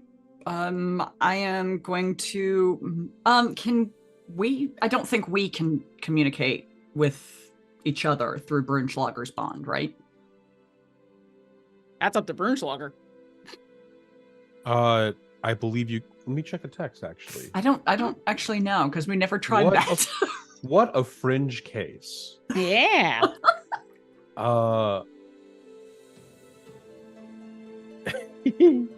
Yeah, no, it's always one way. Okay. Does anyone here speak Thieves' Cant? Nor. Nope. Okay. Never mind. Yeah. Nor. Nar. Yeah. Nar. Actually. You do? Oh. Yeah. Oh, cool. Seisha gives a couple gestures to convey anger, watch the hill. Kind of signing back. We're in nature. There's lots of hills. Well, she gestures as they're once the giantess has turned to go inside, she'll point at the actual hill. I'm gonna say I'm not. This is still gonna work. She doesn't turn to go inside. She's ushering you all in and is going to enter after you. However, I when think she looks away, then. And I think Thieves' Cant probably includes like a directional, like go north. So I give him the hill. And I will head in. I think Kazima heads in as well. I don't think he catches all of the fine out details, but he'll head in. And but I think Zawadi stays close to the door, just because this isn't really what he was asked to do. He was asked to get 3 ingredients and then figure out what's happening with Arthur. So having a conversation through Patty with the giant isn't on his to-do list. So he's just kind of like, all right, I will be here until we don't need to be here anymore. All right, you all head on in. All right. She ushers you on in and closes the door behind you, and you all enter into the barn. This giant, it's very tall. You can see there's some essentially stables for milking stations nearby. You see that there are actually some pails of milk that have already been milked, and one of them is hanging over a fire, getting warmed. The other interesting thing you notice is there's no back of this barn. The back of this barn, which would have been kind of the wall between it and the house, is gone. It looks like it was renovated away. And you can actually see directly into the main hall of the house, which, as you kind of look through, is also renovated. You can clearly see where there used to be walls, where there used to be some structural elements that have been completely removed, and bits of the ceiling and the sides have been reinforced so that the inside of this house can now accommodate this giant, this person who would normally never be able to fit into this house. You can see straight through to the front doors of the house. On your left is an entranceway into the greenhouse, and you can see the doors into the greenhouse are the same as the barn doors. They're huge. They are closed, but it's very obvious they've also been renovated to be the correct size. There's a fireplace that's happily burning away. It is very warm in here. It is probably, for everybody except for Kuzima, a little uncomfortably warm. Not problematic, but she's kept this pretty warm. You see in the far side of the house, there is one room that is still standing, essentially. One room that is a normal sized room with a normal sized door. There's a ladder that leads up above that room to, you can't quite tell, but it looks like a loft area, and you hear kind of happily gurgling noises from up there. The ladder itself is hodgepodge together from logs and rope and all sorts of stuff, and is the size of a giant, so it would be hard for any of you to use to climb up. And yeah, that's all you see from where you are in the barn. As she closes the door, she turns to all of you, this giant, and says, "I think you will understand my abundance of caution. It's been hard the last couple of weeks, and I feel bad for putting Arthur in this position, even though it was not intentional. My name is Ignis. It is very nice to meet you." Ignis, my name is Seisha, and looking around here, it's very clear Arthur cared about you and yours. He did. He was there at a moment that I needed help, and helped without. He couldn't have asked. We never were able to speak to each other except through gestures and sign, but it was very obvious that he was concerned. And I was hoping at some point to help him, or at least teach him some of my language, or learn some of his, and start to be able to speak with him at some point. But then the others showed up, and things went very wrong. How long ago were they here? It was about a week, I believe. 7 or 8 days. Okay. I was not expecting more to come. I was foolishly hoping they were a band of mercenaries who saw something, who saw one of my children playing out in the backyard and saw something nefarious. I can put a stop to anyone else being sent right now if I send a paper bird. We can send it to the chef and let him know that we've made it. Everything here is secure, and we will return in a few days. That would be wonderful. I'm sure if he sent you, then he probably wants to know about his friend. There's not much else I can do here. We're basically just trying to maintain what Arthur had. I was already considering packing up and leaving as soon as I had gathered enough supplies to, but that would be very much appreciated. I don't think you'll need to. You know what he was doing, how he did how he handled the cows, how he grew things here? She looks around and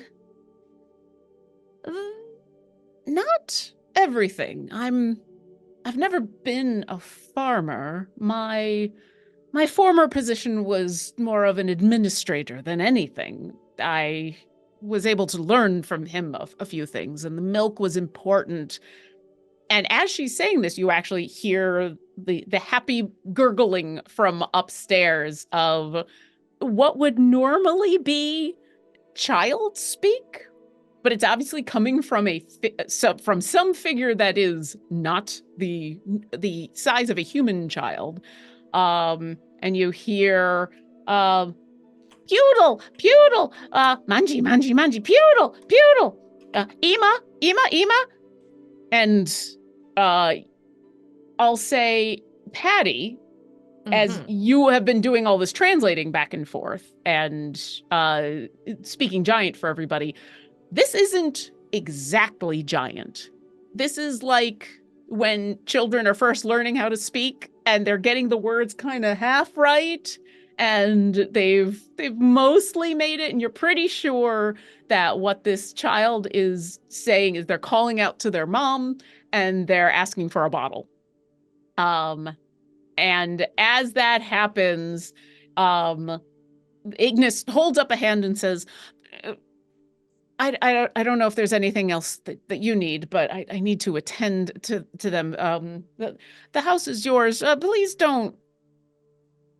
Just respect his home. But if you need anything, let me know. Let me know. And she goes over to the fire, where you can now see that there is a bottle, a very large bottle filled with milk that has been sitting in there. She pulls it out. She kind of tests it on her wrist and then takes the ladder on up and starts to coo at what is obviously a child, but you can't see. And what would you like to do? Seisha's going to kind of gesture to the group to gather up and very softly say, as we were coming in, there's something about the hill to the, what direction was it? North? To the north, yes. Something about the hill to the north that she did not like. She looked angry when she looked up at that hill. I think there's a threat there. I'm also, I'm slow to understand, but when I understand, I know it. The chef sent others before us who were a little too rowdy, for lack of a better word, and caused a problem. But did I just infer that there were others who came before them as well? I think they ran from something and came here, and Arthur took them in. And the younger, and he was probably caught up in doing all this and wasn't tending to the plants. And when the younger adventurers showed up, they drew swords first and thought to ask questions later. He tried to stop them from hurting her or her children or child. And they killed him, and she killed them before they could harm anyone else. I got that part. Right. But if he wasn't in trouble, he wasn't dead before. No, Who were the adventurers, when they yes, showed up. I know. Yes, him. they killed him. Before that, Yeah. who came before that and why? Am I hearing that right, or am I just convoluting the two? I may have gotten mixed up. I thought they were running from someone. I will say, Patty, from your translation, you do know that Ignis didn't exactly tell you what situation that she was in, just that she was in a bad situation and Arthur took her in at a time that she needed help the most. Gotcha. But didn't go into details at that moment. Here is my problem. The people who came that she killed. She couldn't talk with them in common to know why they were here. Arthur may have known why they were exactly here. Yes? Well, It's a safe depends on how assumption. fast they drew a blade. Sure, but their intent we don't know. The giants she doesn't know. Arthur knew. Can anyone here speak with dead? Kaga said he sent others before us. I'm assuming Right. those were the adventurers. Yes. Right. Yes. I think I'm you're thinking right. Kaga lied. Patty, I know, and I believe Kuzuma also can speak with dead. It may be worth asking him. Although I mean, we're going I'm to have happy to to chat with disinter Artie him. if we want to. That's the only thing. It's sort of an unappealing process, and Yeah. I think we need to make sure that Ignis is very clear about what our intentions are, because the last thing I want to do is start exhuming bodies, and then she's getting real self-defensive. All right. Oh, I got the mustard, by the way. Well, that's good. Mustard. Excellent. Patty, go ahead and give me a retroactive insight check. Okay. Since you're the one that's been relaying everything, so That's a 24. with a 24, as you think back to the way that she was speaking about this bunch of events, you get the sense that she's not lying at all. She was telling pretty much an accurate story as far as she knew, what she experienced, that her children were attacked and Arthur came to their defense when she grabbed them to get them out of the way. By the time she could go to his defense, these folks had already dispatched of him. So, she, at least what she's told you, you get the sense that this is all true. And especially because you noticed the guilt on her countenance when she spoke about being too late to help him in this battle.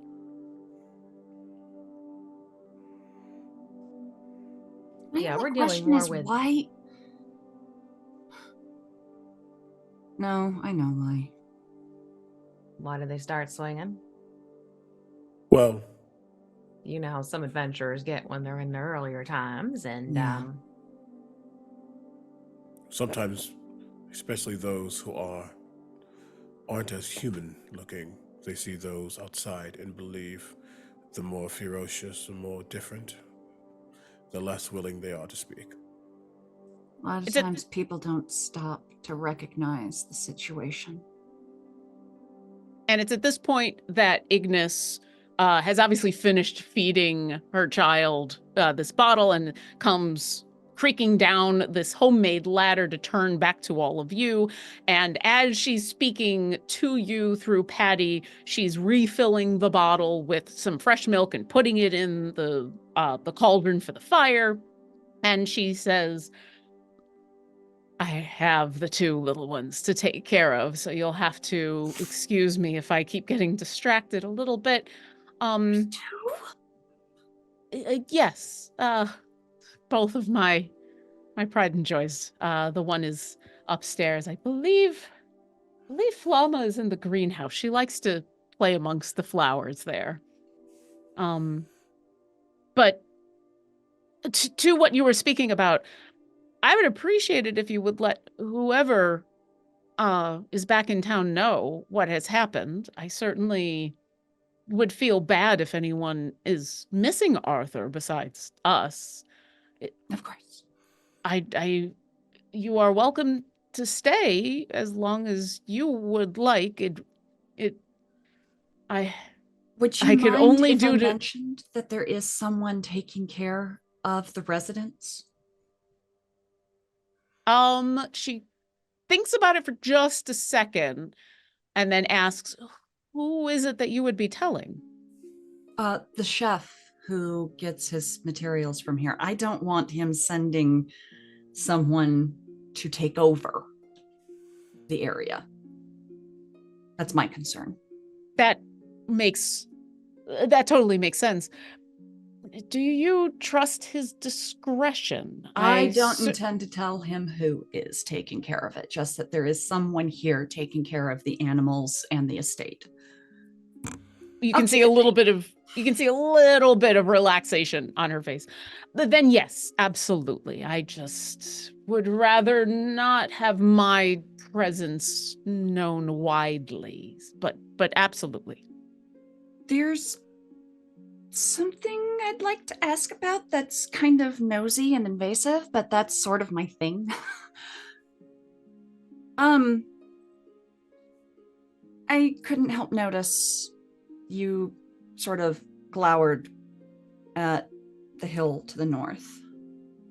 Is there a problem there? Is there something threatening you and your children?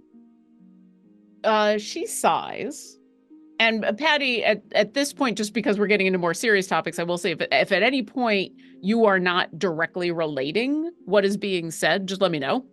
And Ignis says, my children, unfortunately, are sought after by someone that wants them only for political reasons. And that's where they came from last. Thus my caution. Can I ask an impertinent question? You can say no. Well, I've extended the hospitality of Arthur to all of you, so I feel like it is only fair that I answer what I can.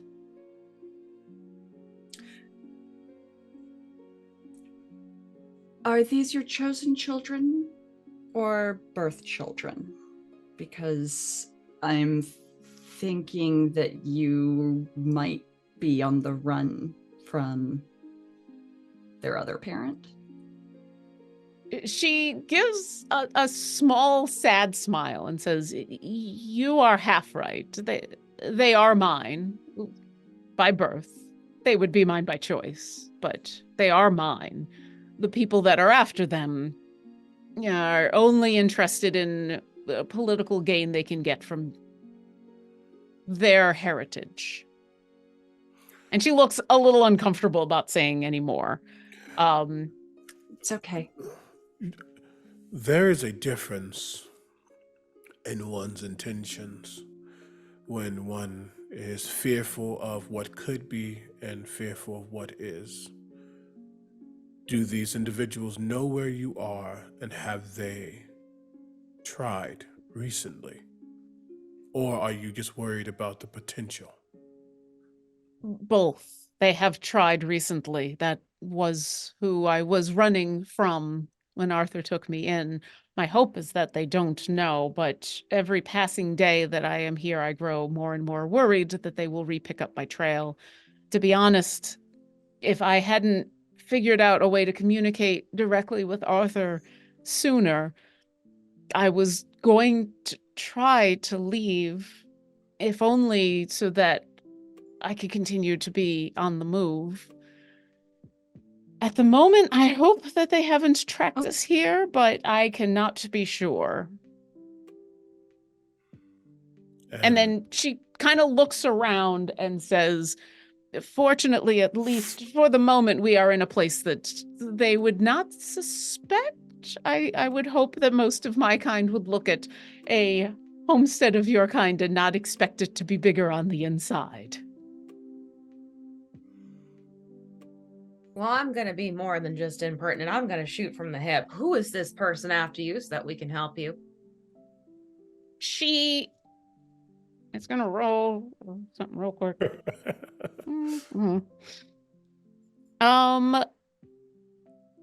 She looks reluctant and says, I think it's best I not immediately tell the whole story, and I appreciate you wanting to help in that way. I apologize. I'm having windstorms, so my internet just dropped. Sorry. Why, internet? Stop getting in the way. Yes, suffice I it am to Seisha. suffice it to say, I was in a position of power amongst my people, and the person who would like to be in a position of power, they are hoping in order to raise the children as their own, that they can take over that position. And I would rather lose whatever position I have to keep my children. It might be best. I have only just met you, so maybe it is best that I not say more. That's fair. But But- if there is anything else I can help you with here, you said that you were sent not just to find out about Arthur, but to pick up ingredients for something? Yeah, it was a grocery run. So, well, the mustard seed sort of took care of itself, but we're also looking for a wheel of cheese that's been aged for 7 seasons, no more, no less, and some milk from your lovely cows. Okay. I don't know all of the specifics about how Arthur made the cheese, but I know where those are. And she points down towards where the homestead, the farm, the barn is with the cows, and says, I can definitely give you some milk. It'll just take a moment to get something into an appropriate container for you to take. The wheels of cheese, I know where they are, but... And she has this funny look on her face, and she says, he did weird experiments with them, so I'm not sure which you want. And she walks, for a moment, what looks like she's walking towards the greenhouse, but then she angles around it to a corner of this huge space where there's a giant crate. And now that you see it, it's kind of conspicuous. Like, what is this giant crate doing here? And she takes it and gently picks it up and moves it. And you can tell that even with her size and strength, she has to give a in order to pick it up and move it. And there's a trap door under it. And she opens up the trap door and she says, he has a basement that he keeps everything. I believe that's where he aged everything. He made lots of notes about the cheese. I never really understood all of the magic that he was doing, but he was constantly writing notes and placing wheels down there. I cannot fit. I've asked my children to stay down there once just to be safe. But you're welcome to go down and take whatever it is that you need. Are these your only children? Yes, these are my 2 pride and joys. You mentioned someone in the greenhouse, so I just had a thought. I'm guessing, and you watch as she kind of cocks her head and leans back a little bit because she's standing near the greenhouse. And Kuzima, I'll say, since you're asking about it and you got that high passive perception, you now also hear just kind of the gentle noise of, if it was a regular human-sized child, there'd be no way it'd be loud enough, but this is obviously a large being all, baby, get back. Oh, there's And that then- dog again. And then barking like a dog for some reason. And she smiles, and Ignis says, I believe she's having fun in the greenhouse. She likes to play in the dirt there. It makes her very dirty, but it keeps her happy. So who am I to stop her? I'm going to go send this letter. Excellent.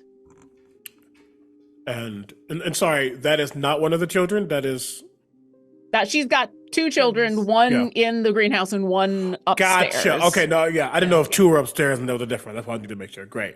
All right. Babies upstairs, toddlers in the greenhouse. Fair. Sometimes, the translation gets lost a little bit. I'm just happy that I'm able to finally speak to someone. And Patty, you can tell that she's been looking at all of you. She speaks, but now she very clearly makes eye contact with you and says, it's very nice to be able to speak to someone friendly in our language. Well, quite frankly, it's nice to use our language every once in a while, because most every time I'm traveling, it's usually, common. That is a language I still have not mastered. You would figure after several weeks here, but I was a little busy. It's a little tricky. I'm not gonna lie. I mean, some words you think like what's gonna be one thing and it turns into the next thing. Quite frankly, I'd rather speak draconic and giant over common, but you know, it is what it is. At this point, she will kind of indicate that she's going to go check on the kids again and opens up the glass door to kind of poke her head inside the greenhouse and climb the ladder to go check on the other one. You can tell this is kind of a constant. She's doing chores and then checking up on the little ones and doing chores and checking up on the little ones. Is there anything you'd like to do while she is doing the rounds? Cosima is going to wow, brain fart.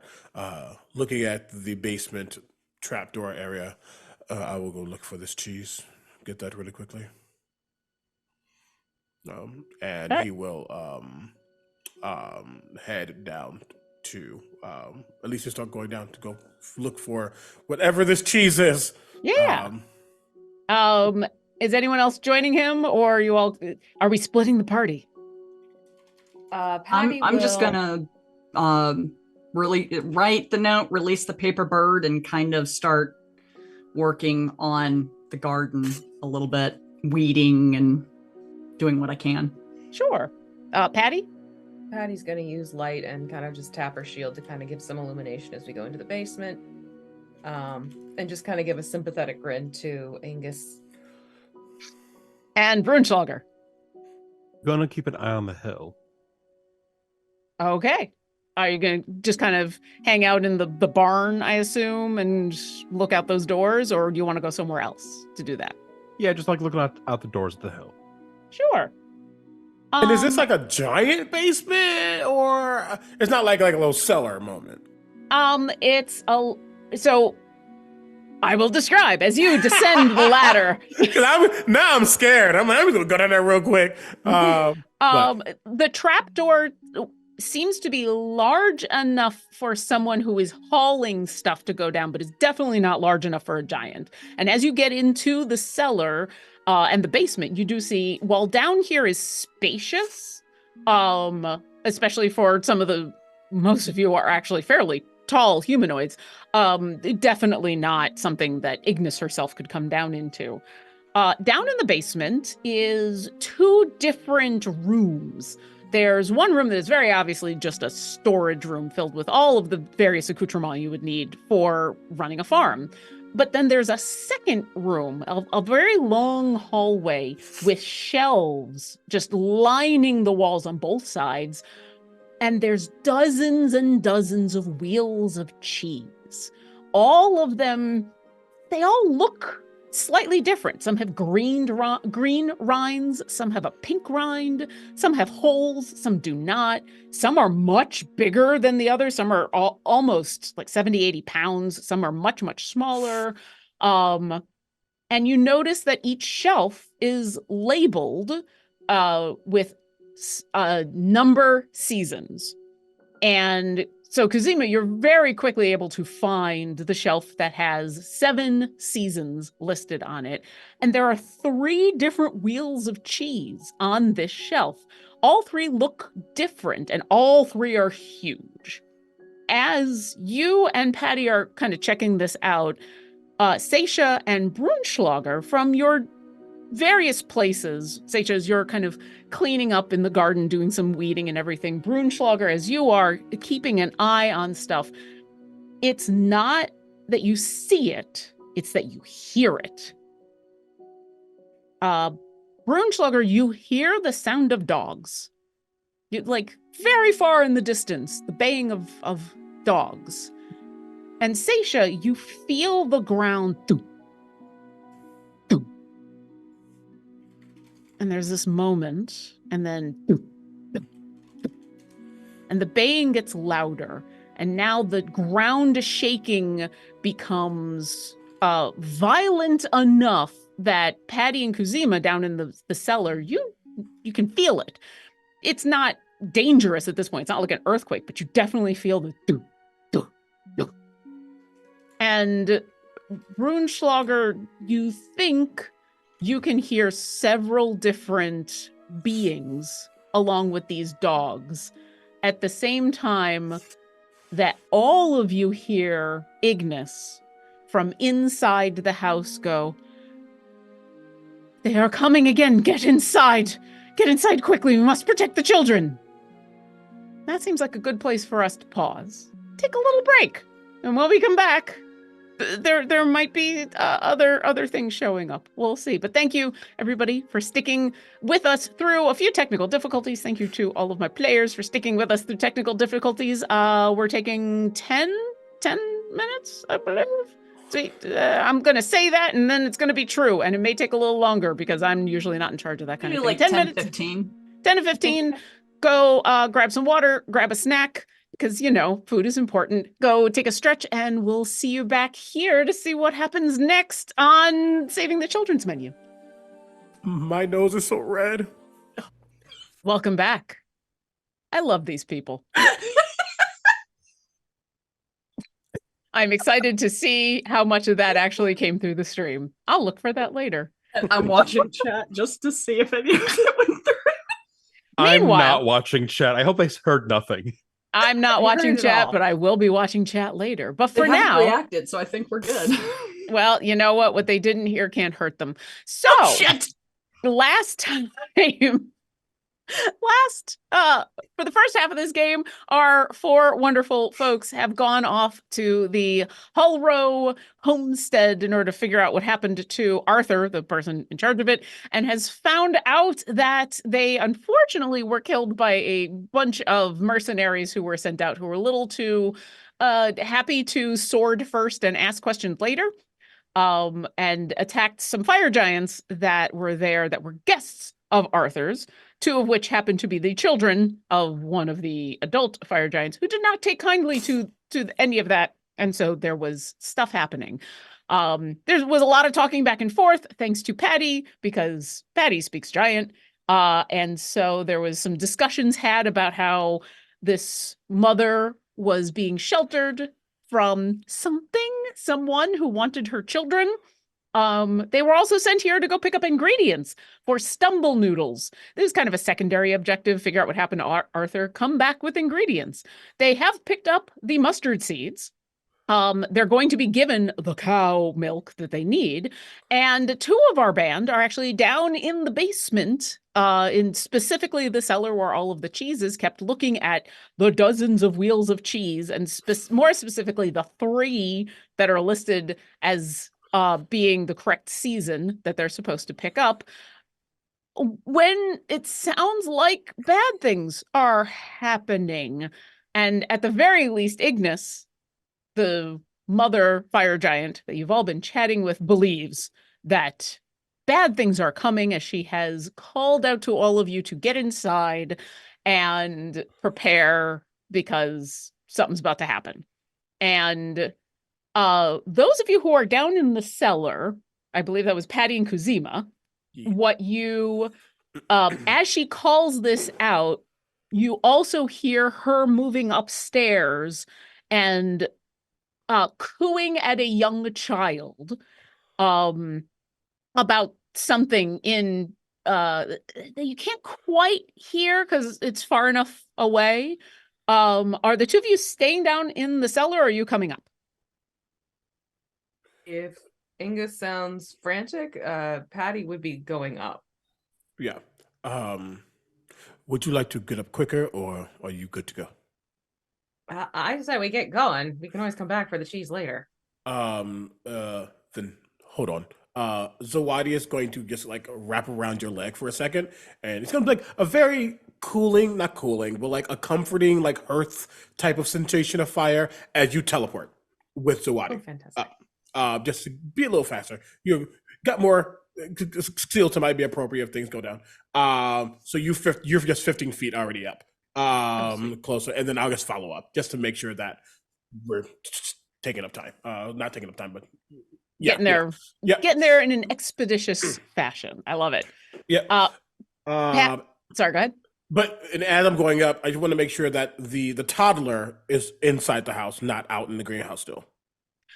So as you're coming up the ladder, And Patty, you would notice this right away as you are brought upstairs immediately, thanks to Zawadi. Thank you. I'm like, well, thanks to Kuzima, but also the little one. You do see that Ignis has picked up her child that was obviously up in this upper area, this upper nursery, and is gently like, oh, it's okay. It's okay. You're just going to go downstairs. Like we said, you're going to play downstairs for a little bit. And so Kazima, as you come up, she's actually placing this toddler for him to go downstairs. Now I say toddler, this is an 8-foot tall toddler. So 8-foot tall baby, but is doing some walking and some talking. So not necessarily like baby. And is just small enough to fit down into the cellar. Gotcha. And she looks at the two of you and says, I'll go get the other one to make sure that the doors are all closed. And she's going to head towards the greenhouse. While this is happening, I know Brunschlager was at the door of the barn and Seisha was outside in the garden. Let's start with Seisha, since you're out. What would you like to do in this moment as you hear footsteps from across the plains? Do I see anything? Can I gauge how close they are? No, but give me a perception check to see if you can hear or feel anything, because that's what's kind of hinted that things have gone wrong. Those were not great rolls. Let me see here. Perception. Those were terrible rolls. That's a 12. The ground is shaking and you hear the barking of dogs and you know the direction, but it's really hard to tell how far away something is. You can probably guess that these are giants, but other than that, hard to tell. I'm gonna run to the barn where I know Brunschlager was and poke my head in. Incoming? Incoming. Want to come outside? Yeah. Yeah. Should we tell the others? I think so. Yeah. Can you let them know? Sure. Telepathically in both your heads, are you going to have fun with us, or are you going to leave it to just the two of us? They can make it if they try. How far are we from them? We're upstairs. Well, all of you are upstairs We're now. upstairs, Some of yeah. you are in the main room, and some of you are in the barn. Yeah. You're far enough away that the telepathic, if Brunschlager had yelled out, it probably would have been a little hard to hear, but not so far away that you couldn't get there in, say, a round or two. Okay. I mean, yeah, I think the plan is, as long as the kiddos are safe, at least the plan for Kuzima, I assume that we're getting to where they are Yep. to make sure that we're giving some backup. So, yeah.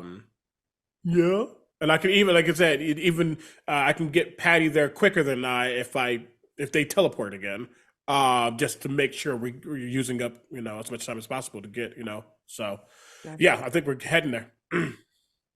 As the two of you walk or hustle your way through the main hall into the barn, just as you're leaving, you see Ignis has returned from the greenhouse, is in enough of a rush, she doesn't even bother closing the doors, has another 8-foot tall toddler in her hand. And yeah, I'd say all your passive perceptions are high enough to see these are twins. Looks like twins. They're adorable. She's once again, okay, we're gonna go downstairs and you're gonna play. Aw. You're gonna play with your sibling. It's gonna be fine. But remember, the game is you need to be quiet. And she's going to gently place the other one down into the cellar. And the last thing you'll see before you all are at the door to the barn, or outside of it, I guess, is she's going to close the trap door, but she's not moving the box over it just yet. But you do see that she closes the trap door, and pulls her sword and looks at all of you and quietly for a giant, but still a little loud says, I don't know how long we can hide in here before they know. I must protect the children. Would you help, please? Already on the way there, kid. If they really are here for them, if you can just buy us time, I will take them and flee, but I don't know. And she stops for a second and looks at the four of you, and you can all tell this is a war of you all look capable, but you're also kind of small. Tiny. And then finally settles on just be safe. And then she's going to position herself kind of in the corner so she's out of sight from everybody. And the pounding on the ground and the baying of dogs is getting much, much louder. You think you have maybe another moment or two before someone arrives. Just check one quick thing. Are we looking to be conversational, or are we handling this? I mean, we can try talking to them first. Quick question, Ignis.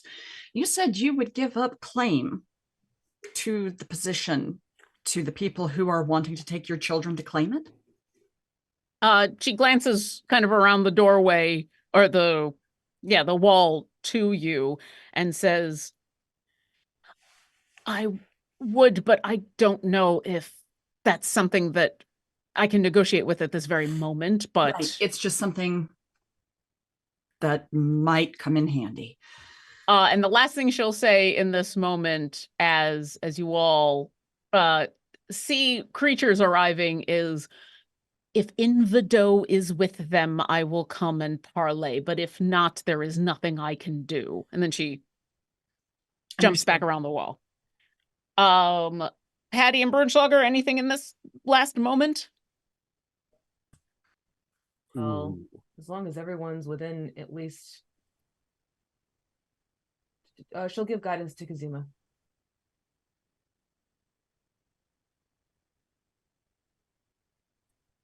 Bernschlager? No, You just I think I'm good to go. all right.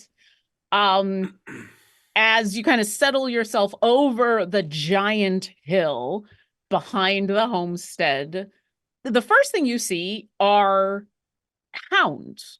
They're large dogs, but they are not like they're the size of you. They are medium creatures. But they are black with red streaks on them. Kuzima, it kind of reminds you a little bit of your scales, that blackened with the red. Their muzzles are filled with hot fire, and they are barking in the excited way that dogs do when they are on the hunt. There are two of them on huge black chains that are, and they're not very far from the fire giants that are the ones behind them. There are three of them, each holding one of these hounds, following them as they come over the crest of the hill, and a third coming up behind. All of them look angry. And as they see the four of you, the hellhounds are obviously going wild. They are barking and snarling and straining on their chains to get at you, but the fire giants hold them at bay. The third one, who's behind the other two, calls out in giant. So Patty, you are the only one who understands this, and says, "Move, small ones, or we will trample you. This is your only warning." Patty will, as they're speaking, she'll play translation mode and then flip her to giant. You mean you're not even going to be willing to talk first? Seisha reaches a hand up and twists it and pulls it down. And as she pulls it down, this kind of rain of mist falls and swirls around her and pulls into her armor as I cast Shield of Faith. And you'll just see his scales almost like flex for a moment, if that seems weird. Almost like you see like a light kind of travel through from the bottom and goes up as he just kind of like infuses himself really quickly. Can't really tell what, but you can tell that if anybody's next to him, he's suddenly a little hotter. Seisha inches away a little bit. How far away is that third fire giant? You know what? That is an excellent question. It says hounds can move over 20 feet. I'm gonna say they've stopped, the hounds have stopped 40 feet from you. So 50 feet from you are the two giants holding back these hounds. And 70 feet is the one that has called out to you. So they are very close for giants, but there is some space. I'm also going to hold an action, standing. I don't know what Paladin, what British is going to do, but I intentional if there's hostile movement. So Okay. I don't. Yeah. They're going to respond to Patty in a second. I'm just waiting to see since the two of you have also joined in, Brunschlager, is there anything you want to do either to assist in this moment of aren't you even going to talk? I'm gonna saddle up forward a little bit, not like ready to rumble kind of way, but just kind of like standing in front of Patty kind of way. Okay. Just inching a little bit closer, like 5 feet closer. All right. Patty, go ahead and make me either a persuasion or intimidation check, and I'll give you advantage since your friends are helping.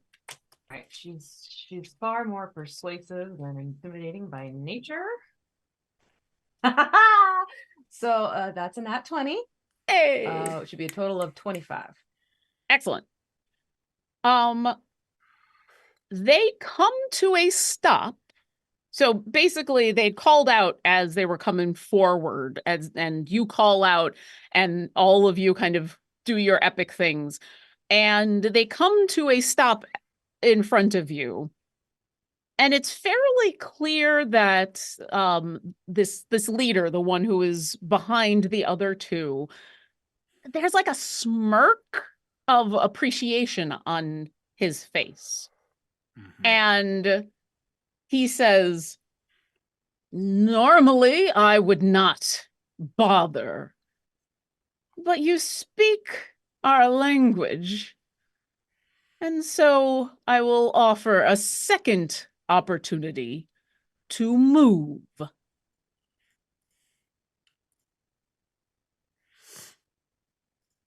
Yeah, he's not buying it, folks. And she'll Uh, say that in common. I moved 5 feet up to try and pull this off. How far away is the third giant away from me specifically? What did I say, 70 feet? So how close do you want to be? Honestly, I am. If I'm 5 feet close, that's where I want to be. I think the Patty, are you going to say anything else in this moment when he calls back out to you? I'll give you a second chance because you speak our language. Do you reply to him at all? Yeah, she'll reply back. She goes, well, afraid that wasn't the right answer then, huh? And yeah. All right. Since she at least engaged him in a bit of conversation, I'll say you can move up to 5 feet. Sick. If no one else has anything to do, Brunschlager's gonna yell "Go time!" in everyone's head. Psi-powered leap. Okay. The only thing Seisha's going to do is her weapon shifts forms and it turns into a longsword. All right. Patty's gonna call up her spiritual weapon, which is basically a broken bottle of whiskey. Kazima? Yeah, seeing Brunslinger just leap and like these spiritual entities starting to form, he definitely like cracks his neck, and you see Zawadi climbs on top of his head, and suddenly almost like begins to leak, not leak, but like almost like molten fire starts to like go down their form, and as it goes down, it suddenly crackles away, almost becomes like ashen, as he almost becomes a living wildfire as I cast Guardian of Nature. All right. And I'm gonna Uh, make it my great tree, great burning tree, form. awesome. None of you are really going to surprise anybody, but I'll say that you kind of get that all these things out just before we roll initiative, Yee. because it sounds like it's go time, as Brunschlager has just said. Yeah. Oh, and to be clear, my spiritual weapon can be right on top of this big guy in the back. Sure thing. She's got spell snapper. Scoping the hounds. For those at home, because I know a lot of our D4 audience are used to seeing amazing maps and gorgeous minis and all sorts of fun stuff. I am more theater of the mind, and the way that I run theater of the mind is unless I have explicitly stated that something is not possible because of I've already given you a specific about space or something. I am the kind of DM where you tell me what you want to do, and I'm going to make the mental image happen. So, Seisha, what'd you get for initiative? I got a 3. Hey, I want to listen, point out I rolled with advantage. Stan. what is it that the lovely B.D. Walters says? You're not going last in the first round, you're going first in the second? Kazima. Yeah. 18. And Patty? Dirty 20. And Brunschlager. 19 with a +0. Nice. Probably. All right. Do. Oh, Hammy. So No, it's cotton. Oh, was that Patty cotton? Oh, it is, yeah. Yay, cat's given. So as Yay. all this pops off, Patty is gonna go first. Brunschlager, you're on deck. You see the one that has spoken calls out basically right at the beginning to the others, go find the children. They must be hidden here somewhere. And Patty, what would you like to do? I'm shooting a ray of enfeeblement at the big guy. Yeah. All right. What do I got to roll? Con save of 17. I got a pretty chunky con. Let's see what happens. Oh no, I'm hoping this is more fun. 21. Oh, they make it. Okay. But so they make it, but my spiritual weapon at least gets a couple of thwamps in. Absolutely. The whap. So that's going to be, excuse me, buddy. I know. All right, that's going to be a 17 to hit. That does not hit. Oh, As your broken bottle appears, you notice that this giant is in pretty thick, heavy plate. And so it gets close, but you haven't quite found a chink in the armor yet. Okay. Well, she did what she could. Do you want to move? You're all kind of standing right in front of the doorway to the barn. These are all the fire giants and their hounds are standing essentially in front of you, so you can move to the side if you want. At your 10th level, you could move up because I don't assume that y'all can't fly. Would you like to move? No, she's going to stand her ground at the door. All right, Got Brunschlager. protective anti-mode. I love it. Brunschlager, you're up. Kazima's on deck. Cool. Side power leap to get double my movement speed as a fly speed to get to the third in the back fire giant. Absolutely. I am going to attack with my bloodshed chain. Okay, that sounds metal as heck. It's Tell the most me. metal thing I saw. Yeah. Does a 27 hit? Yes. That makes it Attack. through the thick plate. Attacking again, does a 24 hit? That also hits. Great. Action surge. Okay. Does a 13 hit? That does not hit. You were a little too excited about those first two hits. I really was. For the last hit, I'm going to invoke this weapon's rune. Mm. I'm going to expend one of my unspent hit dice and add the result to my d20. If I hit, I can spend additional hit dice and add their rolls to the weapon's damage. All right, that sounds like a lot of math. Oh, it really is. All right, math me. That's a nat 20. I'm sorry, what'd you say? That's a nat 20. That will, yes, hit. For the record, that would have been a 37 to hit. That doesn't hit, actually. You needed the nat 20, not the 37. All right, All goodbye, right, so guys. you got 2 hits and 1 crit. So let me resolve the first 2 hits. Yeah.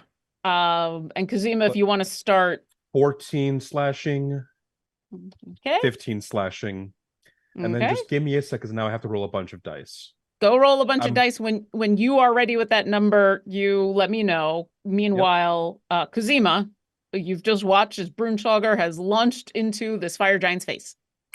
Yeah, well, that's okay. The one who was speaking, though, Yes. he just looks back at them. That's the one that Brunschlager has launched into their face. Oh, I thought he went to the one that was in the back. That's the one who spoke. Oh, never mind. They're all the same people. Gotcha. Yes. Totally good. Well, whichever is close. One is looking like they're going to go towards the door or something. He I got the number. Do the thing. Jesus. 102. Okay. This is a very, very unhappy fire giant. You deal a grievous wound, which is obvious from that number. This creature does not go down yet, but describe this grievous wound to me. Like, where exactly do you hit? I am this chain extends and wraps around any weak points in the plate and just pulls and tears against any unprotected flesh. There's not much unprotected flesh, but you know what? The face was very unprotected in that moment, and this creature now is going to have a wicked, wicked scar. And then, real quick, do you move after that, or do you stay in melee range, in face melee range? I stay in melee range. As a last bit of a fuck you, I'm going to use Sonic Power Psychic Strike. Oh, okay. I didn't know there was going to be another strike coming. Sorry, Kazima. It's the last one, which comes out to be 17 points of damage. Okay. Yeah, this creature is still looking real hurt. And is now locked eyes with you as you have dropped gracefully to the ground in front of it, staring up at the 20 feet of fire giant, bleeding all over the place. Back to Kazima. So just so you have an idea, the closest thing to you are the 2 hellhounds.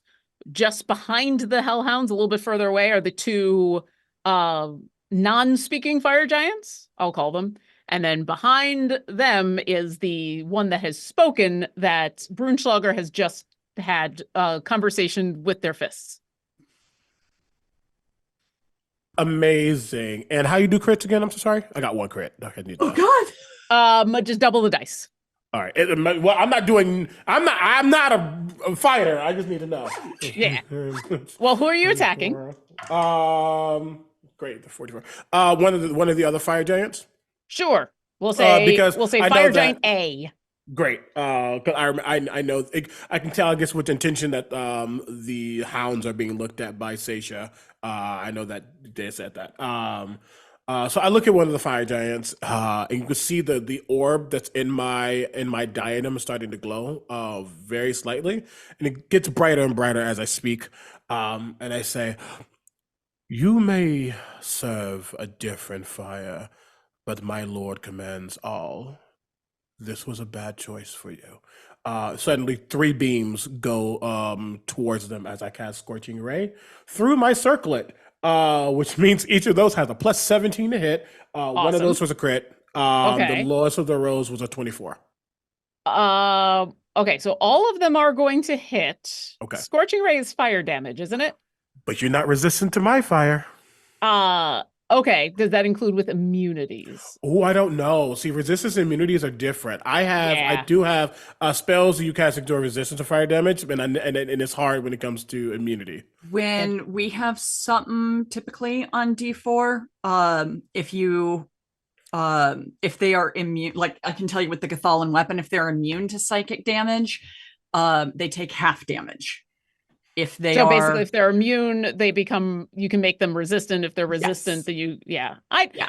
I'll go with that. I'll Fair. say that Kuzima would have been smart enough to realize these are fire giants and hellhounds, Yes. and if he didn't think he could at least do some damage with fire, he would have done something else. So I'll say they're resistant. So you hit with all three, but they are going to take half damage. Gotcha. Okay.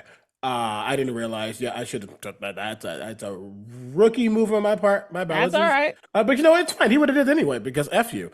So in total, it would have been 44 fire damage. So that would be 22. Okay.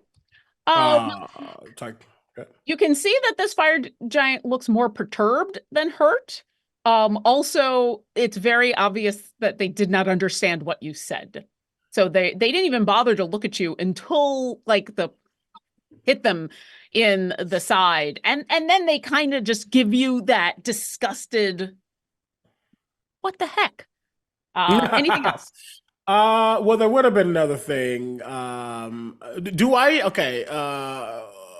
Before I make this decision, because fire and flame is all that I do. Not really, but mostly all that I do. Do I think that the Hellhounds also have the same type of? They're not bothered by fire as much either. You think all of these creatures are immune to your fire? Yes. That is the worst outcome. Sorry. Nope, that is fine. That is cool. Then there is not, I am not going to do anything with my bonus action because it would be wasteful. Yeah.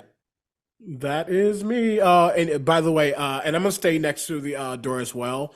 For my enemies, within is it 15 or 10 feet? Let me just check real quick. Within 15 feet of me is difficult terrain. You see the ground is literally starting to burn as well and get kind of toasty and nasty. That's awesome. Yeah. All right. That's me. That is you. It is all the fire giants and hellhounds next. Seisha, we'll get to you in a moment. The lead. I'm sorry, Kazima. I'm sorry. You're awesome though, and you did other awesome Everything things. I do is fire. I know. I thought about that. I did. So Brunswager, the fire what's up? giant, the fire giant whose face you have completely slashed into, sneers down at you, grabs, they're holding a scepter of some sort. They snarl something that Patty recognizes as basically some curses and are going to try to bludgeon you with it. Does a 29 hit? Yeah. And does a 31? Oh, that's a crit. The dragon just appeared. I'm using the fire dragon dice and the God. So Yeah. I'm No. wearing I thought you were saying Mizium a armor. dragon just came on the field. Yes, so did I. was like, Sorry, I should have been Oh, faster God. with that. You're so- wearing what? I'm wearing Mizium armor. Any crits are just normal hits on me. Okay. But that's still gonna hit, I assume. Yep. Okay. The first one is going to do 24 bludgeoning damage, and Great. I'm going to expend an energy die and reduce that by 1d8 plus 3. okay. It will also do 2 fire damage. Okay. The second hit is going to do 15 bludgeoning damage. And come on, roll. And 12 fire damage. And you feel as this second hit, which would have been something really nasty, your armor manages to just barely stave it off from being real bad. There's still this weird branding sizzle in your side. And you suddenly kind of glow a little bit. Just a little bit of dim light, and you're not exactly sure what else might be going on. And this giant sneers down at you. It is the Hellhound's turn. A got attacked, so these two have been told, and their giants have been told to find the children. So you watch as Hellhound B and Fire Giant B, we'll just say that, are going to break off to the left and are going to start to move around the side of the house towards the greenhouse. And they're going to use all of their movement and everything to move in that direction. The other two, I mean, Kuzima, you went after them, so I guess they're going to come after you. Hit me. The interesting thing will be, yeah, it's going to be, this is going to be the attack of fire against fire. So first, the Hellhound is going to come after you.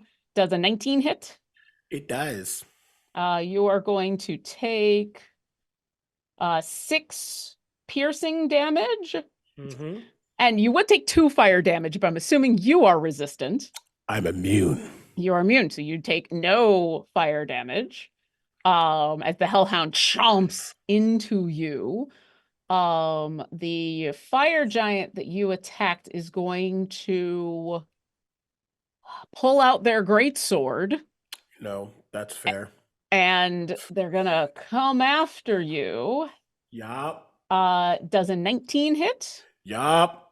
And a 28 will hit. Yeah, probably. Yeah, that first hit is going to do 26 slashing damage. Mm-hmm. That second hit is also going to do 26 slashing damage. So This 52. giant is very consistent in their attacks.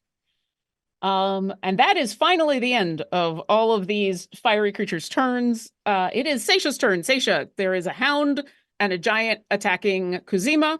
There is a larger giant just behind them engaged with Brunschlager. It's kind of hard to tell who thinks they're winning. And the third fire giant with the second hound has gone off towards the greenhouse. I'm going after the two going to the greenhouse. Okay. Bonus action. Knowledge of ages. I learn Infernal. Hold on a second. Hold on. Mm-hmm.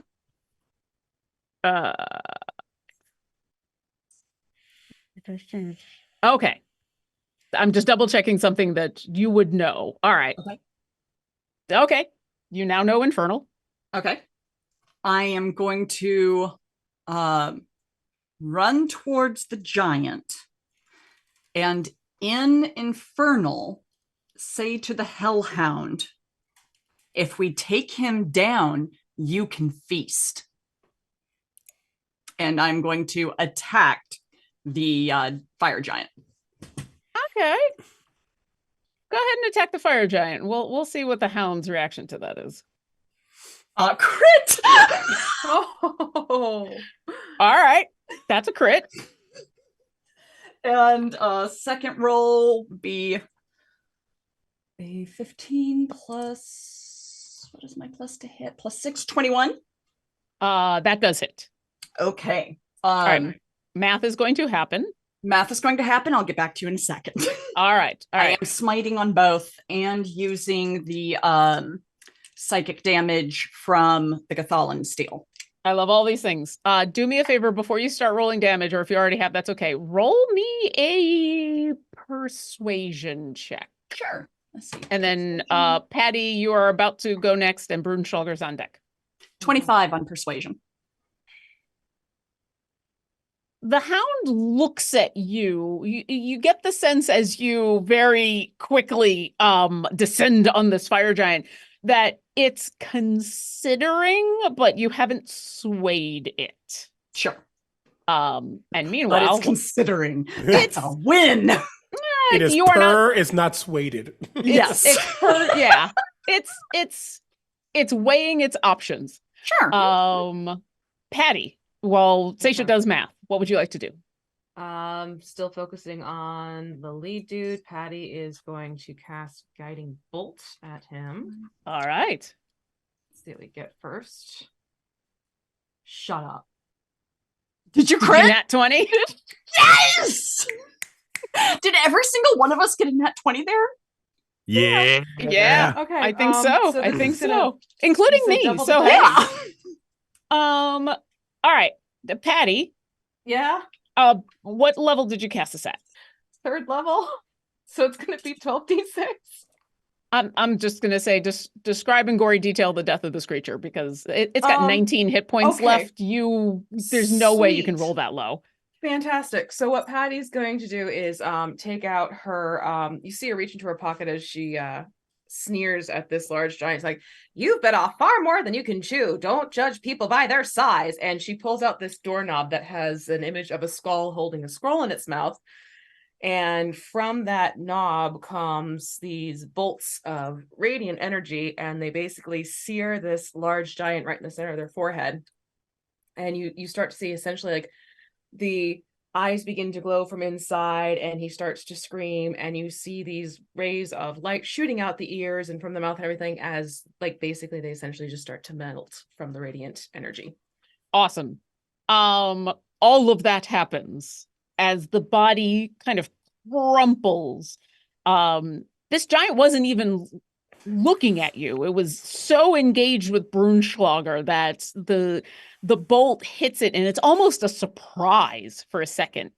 As this thing crumples, Brunschlager, you notice the armor start to hum and vibrate and then explodes. And I need you to make a dexterity saving throw. I know you're pretty good at it. I'm looking for anything that can help me in this instance. Yeah. Please. And oh God. Okay, here we go. All right, I feel good about this. That's a 14. Unfortunately, that's not enough. Okay, hold on. All right. Fortune of the Many. That's a 17 now. That's still not enough. Indomitable. I'm gonna re-roll this. All right. That's why I'm avoiding telling you what the number is I know you've got all these things that can make So that's a success happen. 17, but I know a 17 fails. Fortune of the Many. That's a 20. Does a 20 do it? 20 finally does it. Oh dear God. Ah! I don't know how many times you can do that, but I'm going to count this as like Brunschlager's legendary actions. And even though you eventually succeeded, I'm pretty proud of the fact that I made you use up all your legendary actions. I get Right. one Indomitable. Fortune of the Many does not take up any action whatsoever. Oh Okay. my fucking God, Lawrence. Don't kill me. Well, I am not going to kill you right now. So I'm you not would. CB. The funny thing about Kuzima is it's going to be a lot of like them hitting each other and not doing a lot of damage because everybody's on fire. You would take 28 piercing damage, but you will have that, so it'll only be 14 as you use every bit of your quick thinking and reaction and skill and leaping and maybe even a little bit of luck to tumble and dodge and matrix dodge your way out of this shrapnel that flies everywhere. And it hurts. These are searing white hot pieces of metal, but fortunately you are covered in metal, so it's not so bad. Lauren, would Can you like the Patty's- damage split up, or would you like it all totaled together for both attacks? Unless you got fire damage, give it all to me together in just a second. I'm almost done. Yep, Brunschlager, you're still awake, correct? Yeah. Awesome. Patty, since all this happened on Patty's- Patty's turn, is there Yeah. a bonus action or a move you would like to do? Oh yeah, she's gonna send her spiritual weapon after the giant that's all up on Kazima, and it's going to attack that particular giant. Can do. That's Fire Giant A. Sweet. That's an 18 to hit. That just hits. Your No. yeah, your bottle had to kind of clink off of someone else's armor for a little bit before Love it. finally found a gap. All right, so that is 8 force. All right. And then, did you want to move anywhere? She's still holding at that door. All right. Then we jump back to Seisha, who just landed a ton of damage on Fire Giant B. What's Fire that final Giant number? B, between the crit and the second attack, takes 213 points of damage. What the hell? And I take 45, half of 45, 22. 22 Sure. psychic damage. I stopped doing math when you killed this fire giant in one hit. Describe in gory detail the death of this creature. I would like to say, if any of you have watched any of the awesome videos that Deborah Ann Wall did describing all of the things going on with this adventure, one of the things she highlights for DMs is don't go easy on your party. They're 10th level. They can handle themselves. I would like to present unto you proof of that fact. Seisha. What do you do when this fire giant expires? What does it look like? She basically speaks infernal to the hellhound, runs up. For the first hit, she runs up and takes the Gathalan steel weapon and just slams it across his midsection, completely eviscerating him.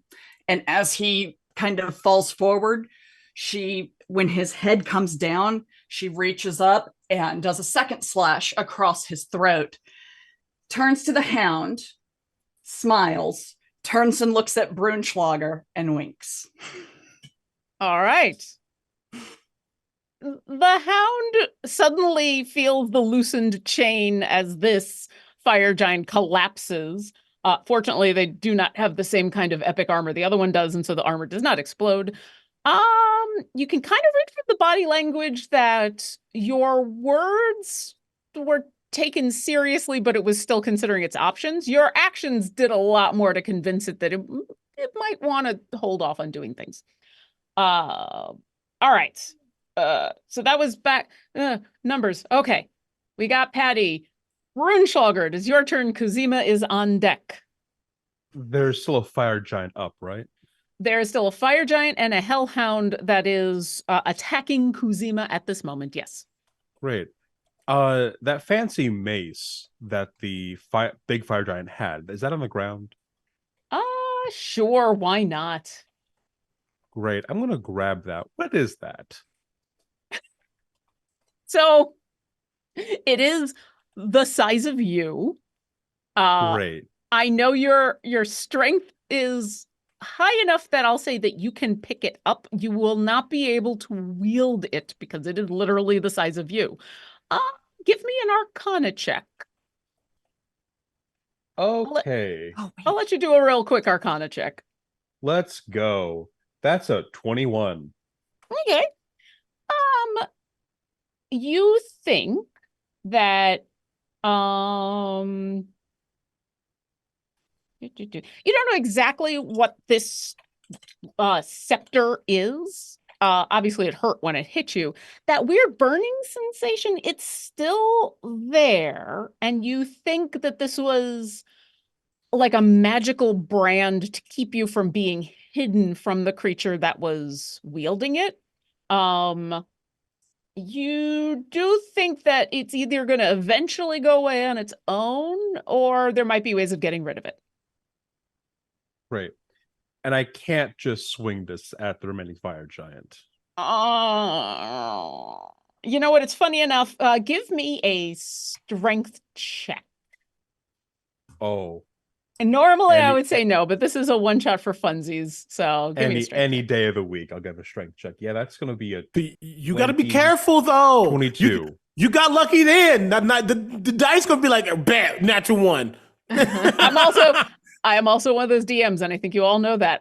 If you can't do something, I will not let you roll for it. So I only accept rolls if it is possible. What'd you say? 21? 22. 22.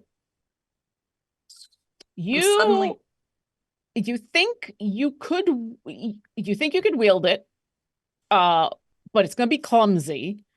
And you're not attuned to it, so you don't think you're gonna get the extra magical funness that it has. So basically, you'll be swinging this at disadvantage. How much damage does it deal? It's a non-insignificant amount of bludgeoning and fire damage. I mean, you got hit with it, so you kind of have a decent idea. It wasn't a ton of damage. Right, right. Yeah, I'm going to swing this. I'm going to swing this. Sure. So this is on the fire giant that is attacking Kuzima. Go ahead and give me your attacks with disadvantage. Fantastic. Oh, okay. Well, I want to say that I have made no mistakes whatsoever. That's a 22 to hit. That does hit. Great. Second attack. I just got screwed out of a natural 20. No. That's a 23 to hit. But listen, you still hit with both of them. So here's what I need you to do. Roll. So each hit is going to do 3d6 plus 7. It would normally also do fire damage, but because you are not attuned to it, it's not going to do the extra fire damage. So do 3d6 plus 7 twice. That's going to be 40 damage total. All right. And I'm going to add in my Sonic Strike, Okay. which is going to be a D8. So 50 overall. Okay. This creature had been focused on Kuzima, and as you smack it basically in the back with the scepter, it turns to like glance out of the corner of its eye at this large, imposing, armored figure holding the scepter that its leader had been wielding a moment ago. A scepter that is large enough to be a Final Fantasy anime sword in your hands. And it looks fairly worried at this point. Is there anything else you would like to do? It can't understand common, can it? This is the one. Okay, I'm gonna say this one you're pretty sure does not understand common because when Kuzima spoke at it, it didn't seem to react at all. Just laughter. Just metallic, maniacal God. laughter. All right. The laughter rings out as Kuzima, it's your turn. Yeah, like thinking through the Rolodex of things they can do. Yeah. But they got smacked pretty badly. And so I think they kind of calmly look at this creature. And I think probably Bruno Saga sees it first because they're like super close. You notice that some of their, if they have like any type of, even like their skin, I'll say, like when you get like super ashy, it almost becomes flaky. You see their skin almost begin to flake and peel back very slowly. And they're just kind of looking as the heat around is getting even brighter and bolder. And they speak, and he don't know what they can speak. But he says in Draconic because he's a little angrier. And he says, "You will be a suitable sacrifice for the Lord." I'm going to cast Wither and Bloom at 5th level. All right. I think you can get both the Hellhound and the Fire Giant because that's a fairly. Great! It's Even an area better. of effect, right? Isn't Yep. it? They need to make con saves. All right. So this is. We'll do the Hellhound first. Ooh, Great. roll bad. That's a 9. Yay. The Fire Giant is going to be a 22. That does succeed. Barely, but did succeed. So that's going to be 5d6 for me. Mostly, I believe this is necrotic damage? This is necrotic. Yes. Okay. You see the fires literally actually, like burning them. Like have you ever seen images of like the aftermath of a wildfire in a forest? The way trees look like? Yeah, their skin is just decimated. Yeah. That is going to be I can't math right now. 19, 24 points. Did I count that right? Yes, 24 points of necrotic damage and half if you succeeded, so 12. Okay. More importantly, I'm going to roll How many is that? I mean, do I get four hit die, 5 hit die, four, I don't know five? what, yeah, but something like that. Yeah. What is the base? I heard 4 hit die. I'm gonna roll 4 hit die to get those back. So yeah, 24 for fire for Hellhound and 4 and 12 for them. And All I'm gonna right. heal a good chunk because of. Does that need to be fire damage to get that? Oh, no, it doesn't. Yes. So I'm gonna get even more health because of my enhanced bond and my moonsicle. Um, as a bonus action. I mean, Zawadi really wants to spit on these things, but he can't because I mean, they're he can. immune. He just he knows better. That's all. He just, Zawadi right now has Big Benny energy from the Lego movie. They really want to build. They really want to just God dang it. He kind of like kicks a rock. That's gonna be them. I'm gonna heal though. All right. While you heal up, Yep. it's that one's dead. Let's start with the hellhound that Seisha is interacting with. Seisha, roll me a persuasion check with advantage. 1 second. I had to redo some math because I misremembered, then I remembered. I'm at 66. Okay. Persuasion. Yes, with advantage. Yeah. Roll 20. That's gonna be +7, so 27. I rolled a 10 and a 20. I mean, you watch as this creature cocks its head at you, looks at the smoldering remains of the one that had it on the chain, cocks its head back at you.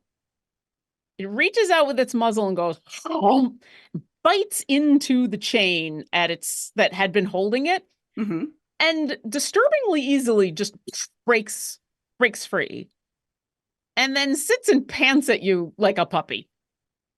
I'll let you respond to that in a little bit. Meanwhile, really quickly, I'm so sorry. This is important. Really quickly, the one that died, how far away are they from me? The big guy, the one that Brunschlager and Patty just decimated. Yeah. That would have been like 60 feet. Never mind. Okay. Okay.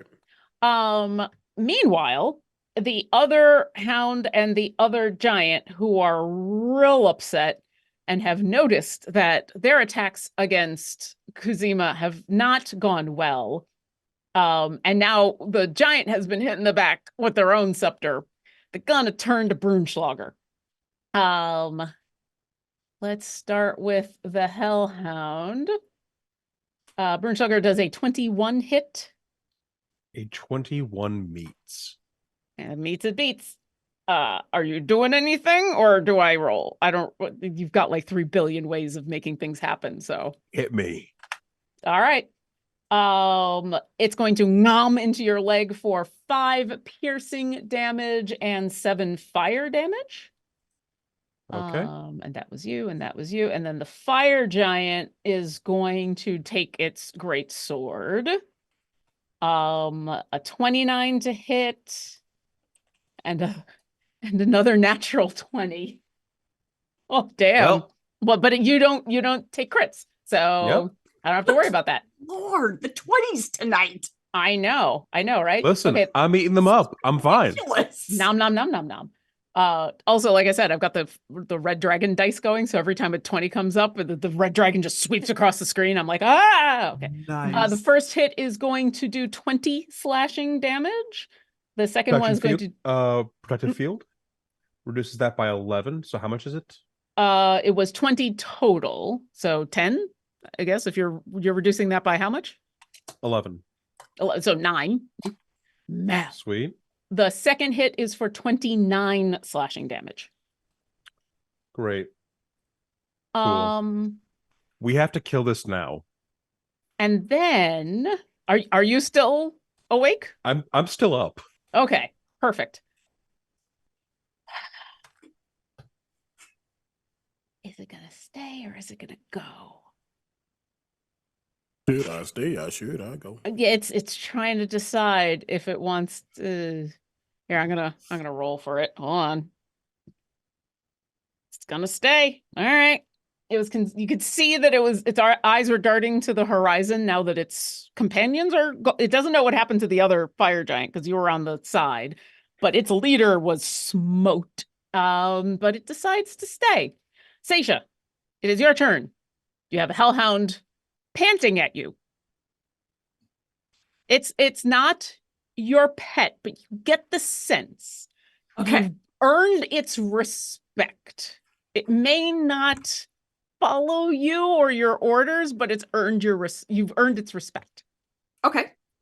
I will say to it then, you can come fight with me, or you can eat and leave. Those are your options. And Yeah. I will turn and begin running into the fight in the backyard. Uh,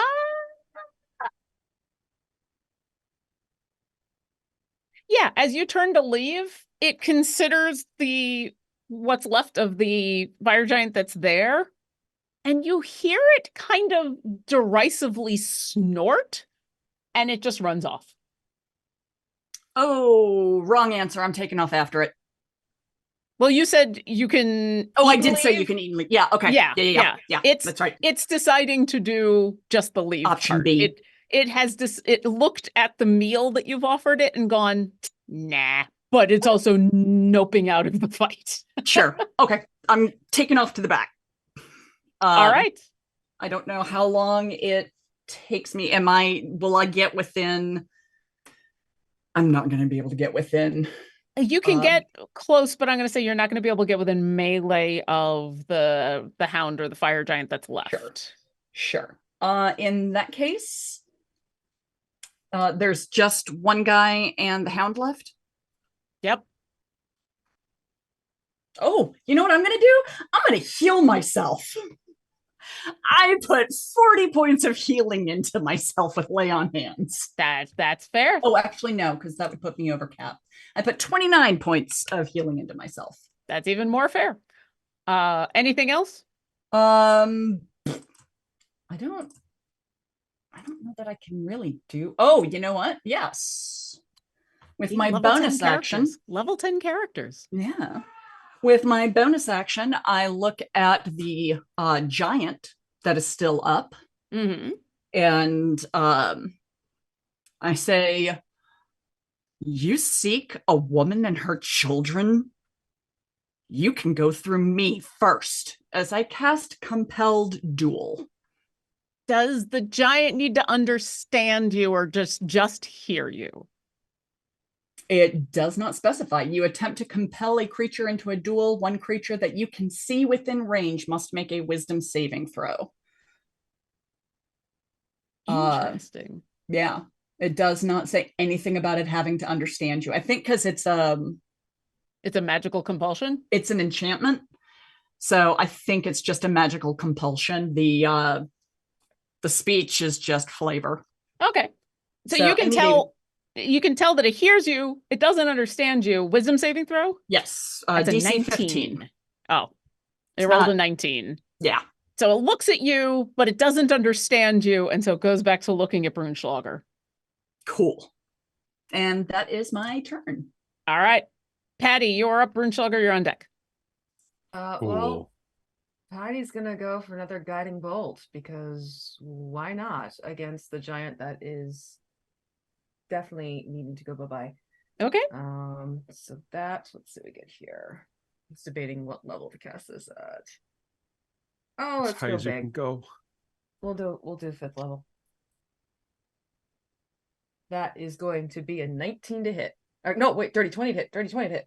They both hit. But yes, it hits. Okay. All right, so I have to roll 8d6, so one moment, please. Sure. And at the same time, the spiritual weapon will hit the hound. Okay. Do that math a hell of a lot quicker. It's probably going to whiff with a 10. Yeah, unfortunately. The Okay, hound has a thick so hide. That's kind of what I figured. So I will be back in touch with how many dice I roll. I'm gonna hold off for just a second because normally I'd be like, Brunschlager, what you doing? But considering the numbers y'all have been putting down,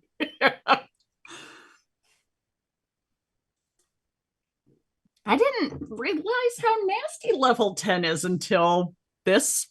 oh, the Hey, natural this is- 20s help as well. But 28. They do. I'm sorry, Patty. What?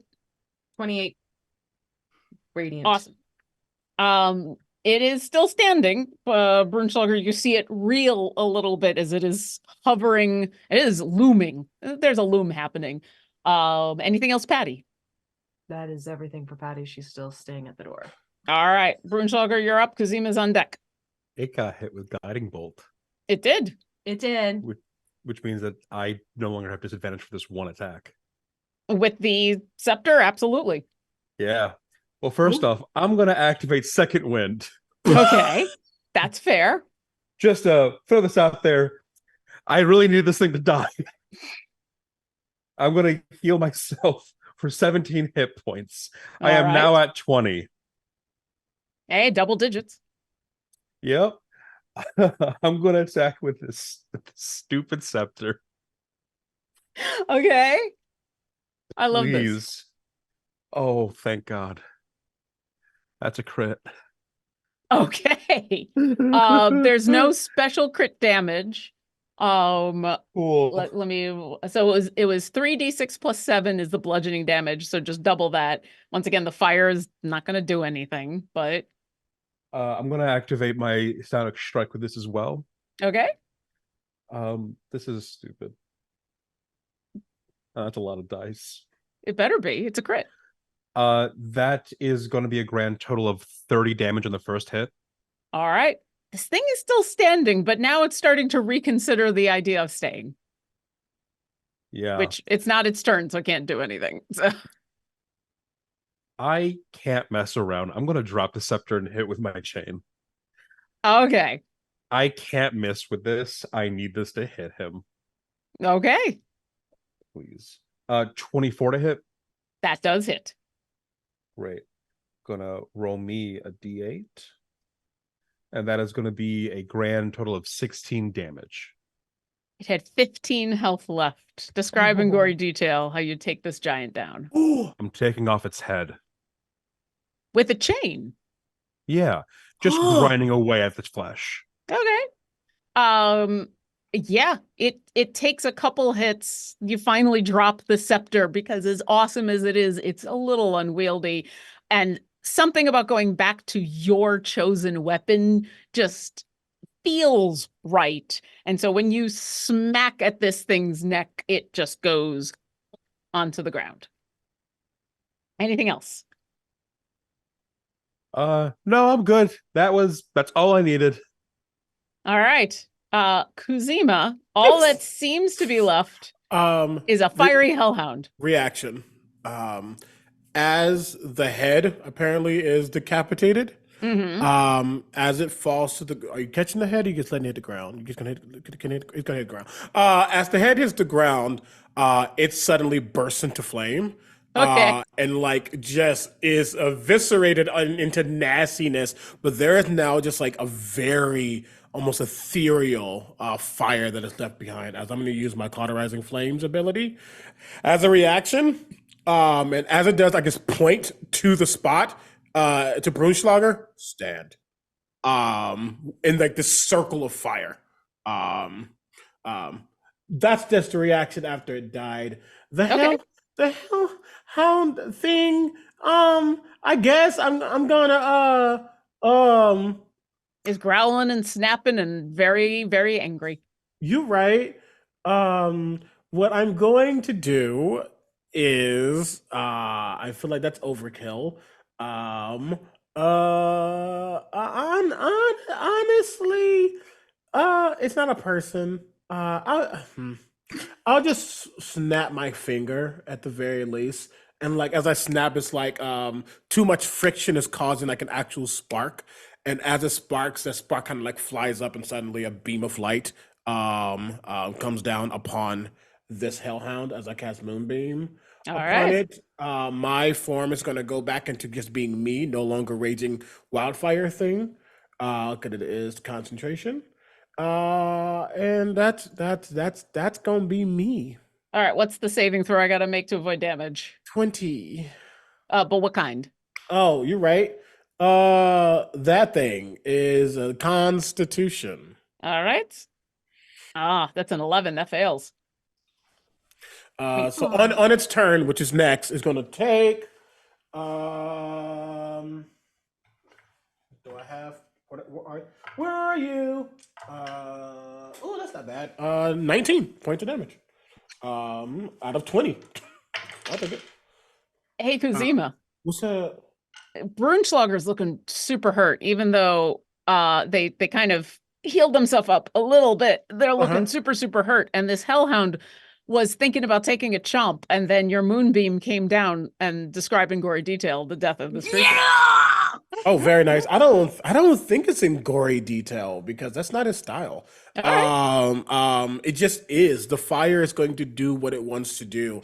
And pointedly, this is not the fire. This is the radiant energy that comes from. It's almost like the plasma of the fire itself. And he looks down at the hellhound and just says, "Again, nothing can stop the Lord of Fire." Looking back at Brunschlager, stand. And we are out of initiative. Whee!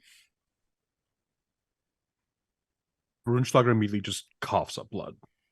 Stand Wait. Where? Let's see what I in did the to you, fire. Why would I stand in the fire?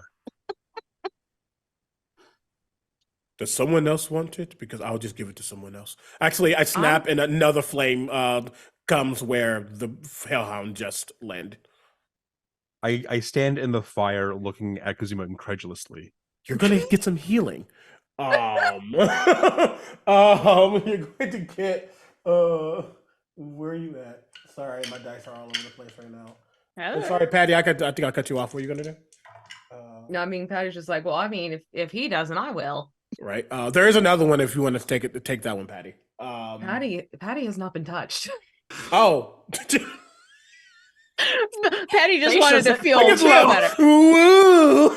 Patty just wanted to look awesome in a circle like, of fire. No, Patty's like, if you don't heal him, she's going to heal him, type of thing. Not she's gonna take the blame. Gotcha. That is 22 points of healing. I do like Thank how you. Omega and I both went for the, oh, you're going to stand in the fire and just have some fun. No, That makes way more sense. And there is another one if you want to take it without using the spell slot. do you want to use it for yourself? Brunschlager Okay. Brunschlager goes, "Oh, can I take that one too?" She just like unblinking stare. Brunschlager just Hellhound won't eat a fire giant? True story. fun facts stands on fire. 18 points of healing. For the record, I started off that last round at 3. Oh God.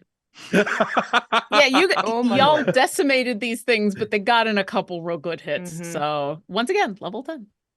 I only took damage from myself. Yeah, you're over here stop hitting atomizing a fire giant. I'm here going, "Ugh," I mean, doing my best Rocky impression. Brunschlager, you came darn close. So you all, yeah. As Brunschlager is soaking up some of this fire healing and the rest of you are coming together, there's a weird moment of quiet as this intense 30 seconds or so finally comes to an end. Kuzima, you just barely hear what sounds like a hellhound trotting off into the distance. You just kind of hear that. You don't see them, but you kind of hear it. And a few seconds later, the barn door opens just a hair, and you see Ignis standing there, sword at the ready. And she kind of looks at the carnage and says, "Well, I guess you don't need any help, This is quite impressive. Thank you. You needed the help, right? Yes, but I was You going to. helped. I was expecting to have to come and help a little bit, but I am gratified to see that that was not necessary. And she sheathes the sword and says, "Well, I was going to be leaving soon anyway. I think I will accelerate my plans. This is definitely not a place I want to stick around. And if they've found me here once, then Invido will find me here again. He will keep sending people. So thank you, though. You've bought me precious time in order to be able to gather up some more supplies, to be well outfitted for taking my children into the woods." And If she holds you open the door for you. if you Oh, ever wait a minute, Angus. And Patty's like quickly scrawling something onto one of her sheets of paper, and she hands it over, and she has basically written an address, and she goes, "Look, my dads, they're pretty cool. They speak our language quite literally. They've been empty nesting since myself and my twin sis, well, we're triplets really, since the three of us left, so I'm sure they'd love the company. Feel free to go and visit them." She takes it and nods. I really appreciate this. I probably won't accept this generosity right away, just until I know that I've shaken the trail. I don't wish to bring more of Invido's lackeys, calling it any other innocence. But maybe once we have found some peace. And she nods and tucks it away. And Seisha? All right. Oh, Patty beat me to it. Everybody's got dads who are willing to take on I straight fire got giants. 3 of them living in a very out of the way place, but I think you'd probably be better off going with Patty's family. Mine can be a little persnickety. She smiles at that and looks at specifically the two of you, but takes in all 4 and says, "I'm glad to know that you have family who care for you as much as I care for my children." Cosima pointedly gets out of that conversation. And then she says, it's going to take me a few more hours to gather up the necessary supplies. I think we should probably leave before it is dark, just to be safe. I guess this place is yours, or whoever is going to come, although you should probably warn anyone who comes. There might be another visit from Invido's folks. I think if we tell folks in Daggerford what happened, I'm sure we can find someone who'd be willing to come up and take over here. Time out. We may not want to tell the whole story, because if they find out that there's a mama giant with a couple of kids in tow, Oh, they may misinterpret things. No, I'm saying that Arthur was killed and the farm is now derelict. Although they may have questions when they look inside. We have fire giant corpses. Mm-hmm. We can blame it on fire giants. It's a very good point. These fire giants took over. Oh, it's a We good thing killed Bentley's them. not here. And if we want to be thorough, he snaps his fingers again and gets like a nice chunk of a fire a mote appears. If we want to make sure that they understand that this really was the fire giants and no one else destroying the house.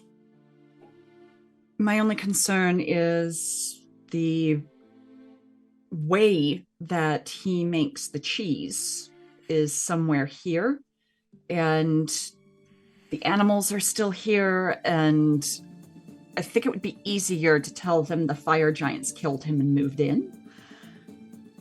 Maybe singe some stuff, but don't burn the house to the ground. I hear the point. Sorry.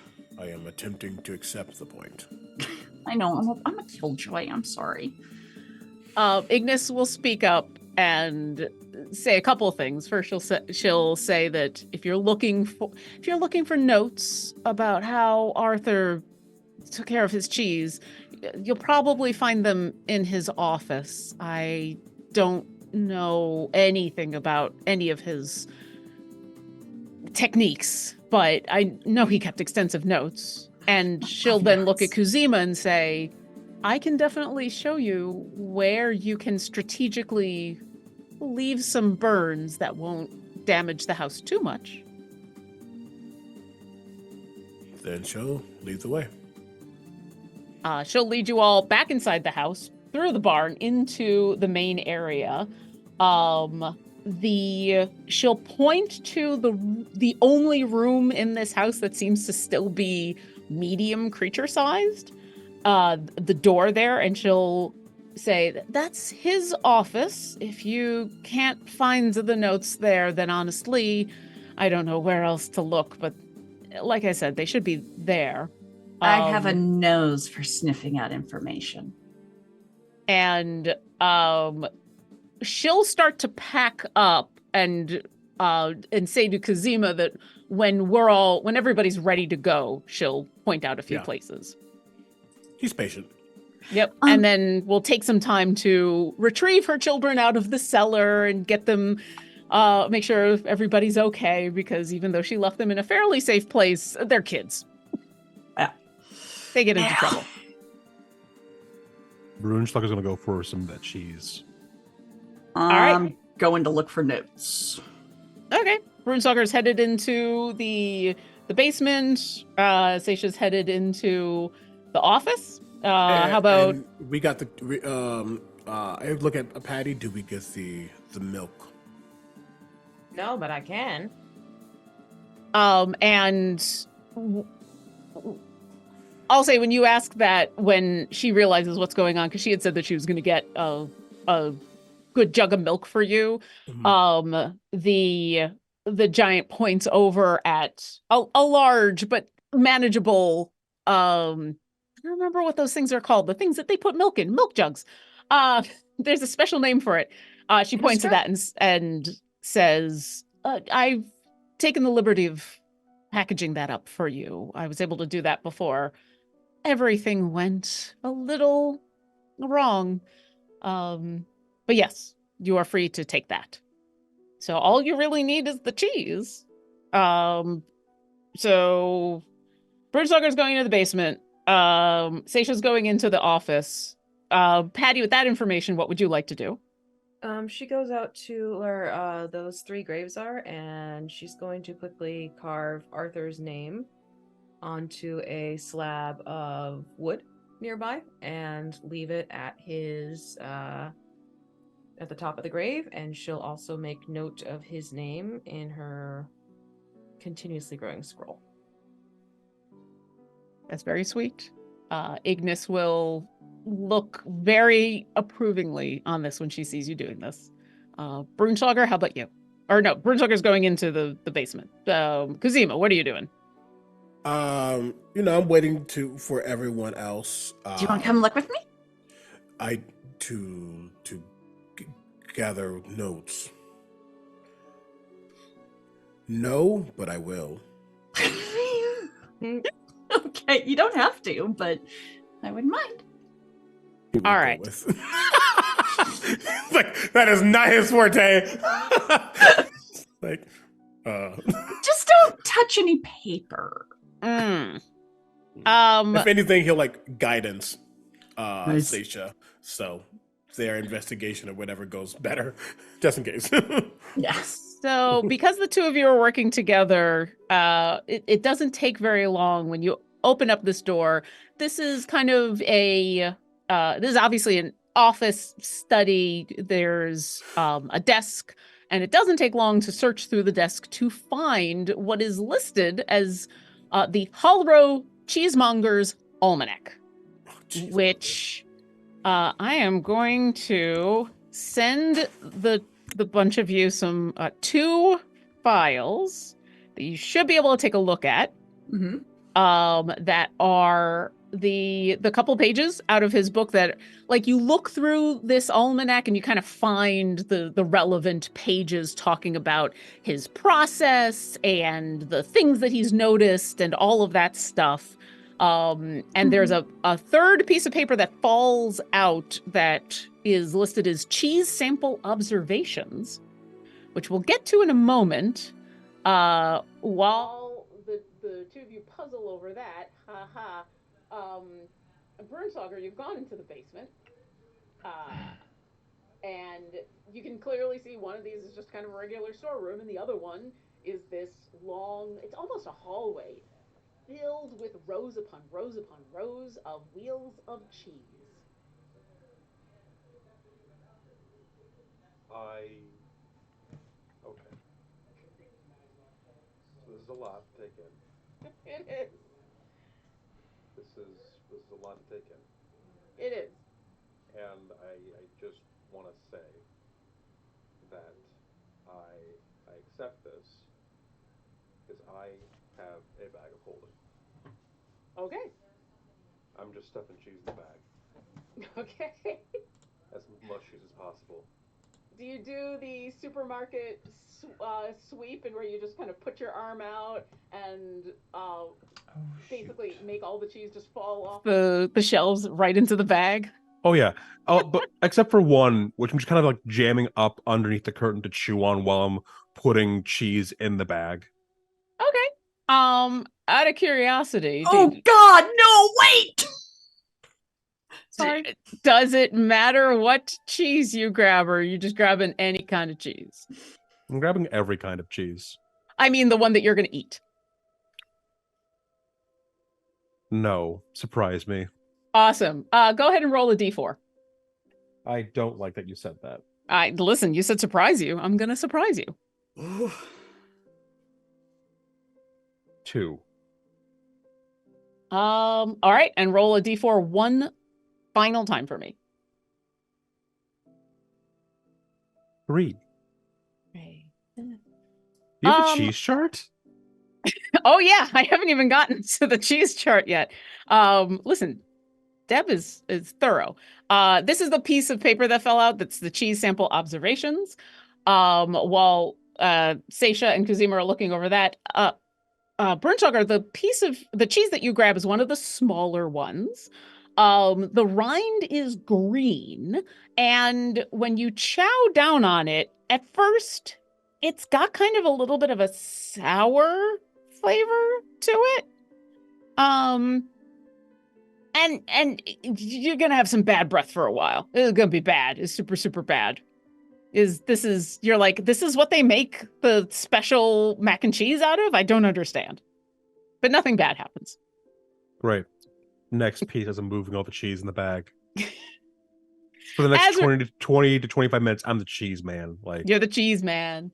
I will be kind and say that you don't accidentally eat the cheese that you're looking for, that maybe you get to the one that is specifically the one that's been aged for 7 seasons, and maybe put those into the bag. As you're chowing down, and like some of these have holes, and some of them have a pink rind, and some of them are huge, like literally 80 pounds of cheese. And I'd like to imagine that's the one you're munching on when you come upstairs, is you've just got bag of holding in one hand, a giant wheel of cheese in the other, nom nom. Seisha and Kuzima, and I can say even Patty at this point, you've been looking over these notes of Arthur's, and I know there is a lot. Do you have any questions? And for the people at home, basically what the notes are talking about is how the cheese is aged over seasons, and you've been told to look for the cheese that's been aged for 7 seasons. And what Arthur does is he's got an experimental version and a control version and a saleable version, which is why there were 3 cheeses on the shelf of 7. Can I answer some questions? Patty, could you translate something? Okay. And Seisha walks over with the journal. This last note, can you tell Ignis what this says? especially the last line. Yeah, absolutely. That's an easy ask, kiddo. You'll find Ignis is, she's once again she's got both children out in the greenhouse, and she's harvesting some stuff out of the greenhouse while the two children are playing kind of in the dirt nearby. And so you can very easily find her. Hey, Ignis. Yes. Found a little something about you and the kiddos in Arthur's journal notes. Oh, Yeah, just, quick little note. Think you might like hearing it. okay. So basically it says, my new friend is helping keep the children out of the basement. Trade is not the most elegant solution, but it works for now. I'll have to come up with something better for next season. Let's just say he was planning on keeping you guys around. We never really got a chance to speak to each other, but we communicated just fine, and it was very obvious to me. He was a very kind, gentle soul. Okay, I'm gonna have a really weird offer for you, kiddo. Yes. Oh, Would you? I could help you talk to him. It's just going to involve a slightly unsavory situation where we'd need to exhume his body, but you could ask him 5 questions and I can translate for the two of you. A couple of emotions go across her face. There's definitely confusion. There's a moment of disgust at the idea of exhuming the body, but then she realizes the path you're going on and what you're offering, and she thinks for a very long moment and says, "That is a very kind offer, but I don't think there's any questions I could ask him that I don't already know the answer to." Totally fair. Just wanted to make sure I offered it because you never know. Some people have things that are left as unfinished business, and far be it for me to walk away when, considering I'm literally probably the one person who could help you still chat with him. I appreciate that, but like I said, we were able to communicate in our own way. But thank you. That is very kind, if a little Creepy. I creepy. get that a lot. Very, very creepy, but eventually kind. For those of you looking over all the cheese stuff, do you have any questions? He said 7 seasons, correct? Yes, exactly 7 seasons is Okay. what the chef told you to get. What season are we in now? You are currently in the spring. Okay. 1, 2, 3, 4, 5, 6, 7. So we need something from the summer. We have dry heat. So we need, let's see, dry heat. And if it helps while Seisha's looking over these notes, the 3 cheeses that are on the shelf labeled 7 seasons. The first one has holes and a pink rind. Okay. The second one has a green rind. Okay. The third one has holes and a green rind. And all of them are huge. All of them are 80 pounds of huge. Okay, so we need season was mostly dry. Sample was covered. We know the samples were covered because of the rats. And not too dry. Spring. I think. Oh, unusually warm spring. The thaw came fast. Rivers are full, so that wasn't dry. Okay.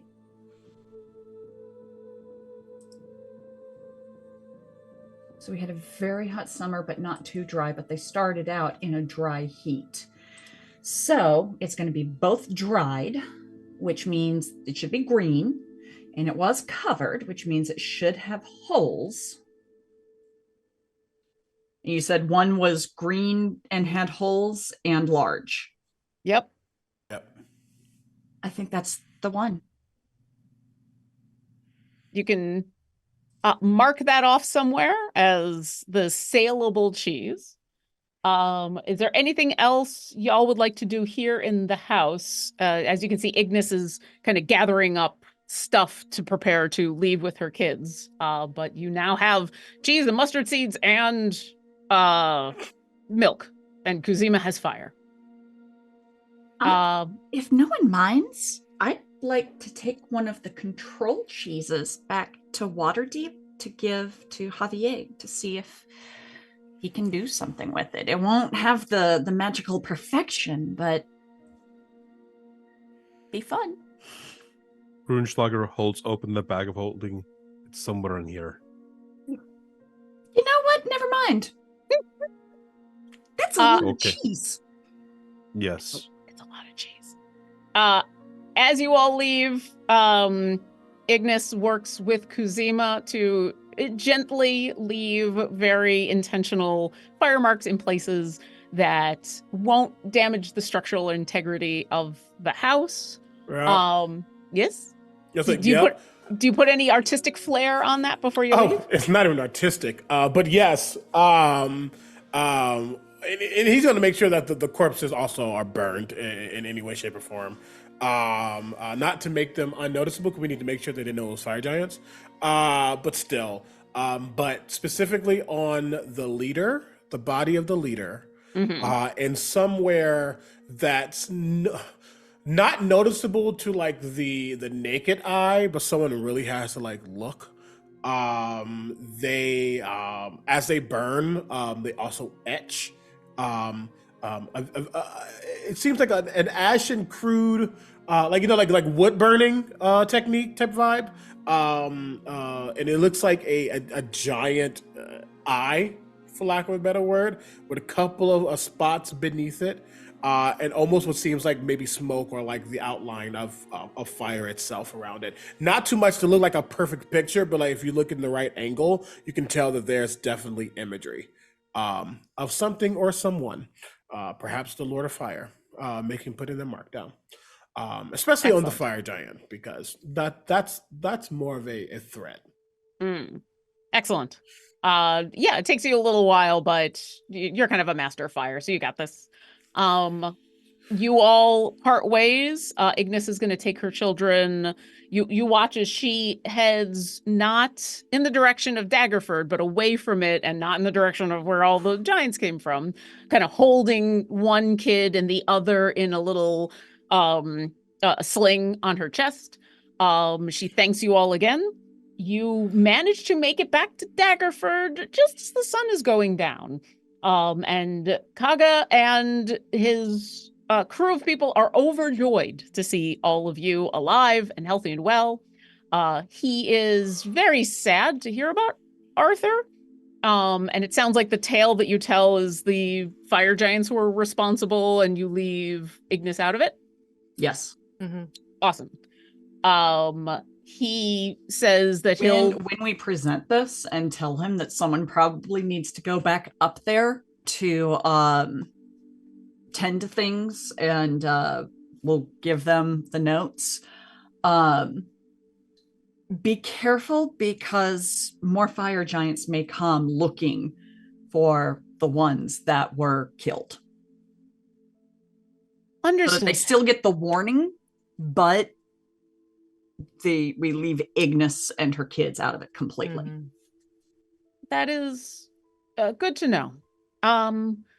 I'll contact, I know a couple of his family who are traveling the Sword Coast. I know several of them. I think one of them is actually in Waterdeep. There's an apothecary up north. I haven't communicated with them in a while, but I know some of his family, and they would want to know. And if anyone can take care of themselves and that plot of land, it would be some of the Hullrow family. But do you have someone you can send up there to take care of the animals until they can get there? Oh yes, absolutely. I know of some local friends who would be happy to help. Okay, thank you. I hate to ask, did you happen to get any of the ingredients? And you watch as Kaga kind of turns and unintentionally looks at the crowd of patrons, and there's quite a few children who are looking. They have something in front of them that looks delicious, but they all look a little disappointed. I do have a quick question, Lauren, before we give them the cheese. Yes. Season was mostly wet versus season was mostly dry because the weather events changed over the course of those 7 seasons. I'm assuming the rind turning green is the one we want because that's when the cheese was first set, and that was during a dry season. Is that a fair assumption? It's not just a fair assumption, it's the correct assumption. Okay. Because yes, as you awesome. reach in Bernschlager, as you are instructed which cheese to pull out, you pull Holes out and green and large. and large. Got to be big. And you hand over the mustard seeds and the cheese and the milk, and Haga is overjoyed and insists that you stay and have dinner on the house, as well as he's going to pay you what he promised you. And it doesn't take long for him to actually cook up some of these magnificent stumble noodles that literally brings cheers from the children in this tavern, as he just gives bowls to people. And as he comes around and gives bowls to all of you, basically imagine the most perfect bowl of macaroni and cheese you have ever had and double it. And that's what he's given you. In fact, because you all managed to figure out which of the cheeses to grab that was the correct one, not only is it absolutely delicious, and I know we're right here at the end of the game, but you get a magical effect from it. So hey, the next time you can use your reaction to do all sorts of fun things, which you kind of feel wash over you as both it fills your belly and it fills your heart, and it just feels like it's been a long day, but you've done good, because that's what food does. It helps. Not that it matters super much, but it is just on par. He probably didn't eat a lot of it, but he does. I'm sure he has like a garden or something, where they, or at least where they have like the herbs and things of that nature. He takes some of those mustard seeds, plants them, and then casts plant growth to make sure they always stay abundant. Oh, So he doesn't have to worry about not having it anymore. That's beautiful. That's so heartwarming. And that's Yeah. I feel like that is the cinematic version of this story, as you all are finishing up eating these giant bowls of delicious cheesy goodness, as we watch Kuzima exit and go along to the side of the tavern in order to sprinkle some seeds and make these mustard seeds grow, as we pull back, hearing the laughter of children who have been waiting so patiently to be able to have the best mac and cheese in the world and have finally able to have macaroni and cheese. We'll stop there. And thank you. Congratulations. You won Saving the Children's Menu. Thank you so much to everybody for watching. I know we're right at time. Let's go around real quick, since all these wonderful people are guests on this channel, so they can, well, most of them. We'll start with the other person who's around for most of the time. Goblin, where can people find you on the internet? Hello, everybody. I am Goblin Katie, aka Katie Downey. You can find me on all the socials at Goblin Katie, Katie, one word. Catch me every Sunday here on D4. Well, not every Sunday. Goodness, we have one D4 episode left on January 7th at 7 p.m. Eastern, 4 p.m. Pacific. It's the big climactic fight, and It'll be fine. I think we can both agree it's going to be Fine. fine. It's going to be fine. It'll be fine. V, how about you? Hi everyone, I'm VMuse. You can find me on various parts of the internet as VMuse. Sometimes there's an underscore thrown in there just for funsies. But if you see the profile picture that looks like me, guess what? It me. You can find me and Lauren this Friday for Paint and Slay as we finish painting up a abominable Yeti. The Abominable Yeti. Paladin? Hi, my name is Paladin, otherwise known as HD Paladin. You can usually find me in the woods behind your house, but online you can find me on Twitter, on Instagram, and soon on YouTube. I need to go check the woods behind my house. And last but certainly not least, Omega. Hello, everybody. It has been me, your boy, Omega Jones, also known as Critical Bard across all social media channels. You can catch me many places. Again, at Critical Bard. I do way too much. Specifically, this upcoming Thursday, my episode of Faster Purple Worm Kill Kill is going to be live on Amazon Freevee and Plex, where things happen and choices were made. I have never regretted a choice until I made this choice. And you'll find out what that is next time on Dragon Ball Z. You can find me everywhere. And thank you so much for having me back. I've missed this, my fire boy. And yeah, we'll see him soon one day. It was a joy to run this adventure for all of you. Thank you to my DM, Deborah Ann Wall, who runs a game on Tuesdays called Children of Verte. You can find over on the Demiplane RPG channel on Twitch. But otherwise, thank you to D4 for letting me take over your stream for a little while, and we'll see you next encounter. Thank you, Lauren. You were fabulous. Yes, it was great. Bye. I'm just kidding.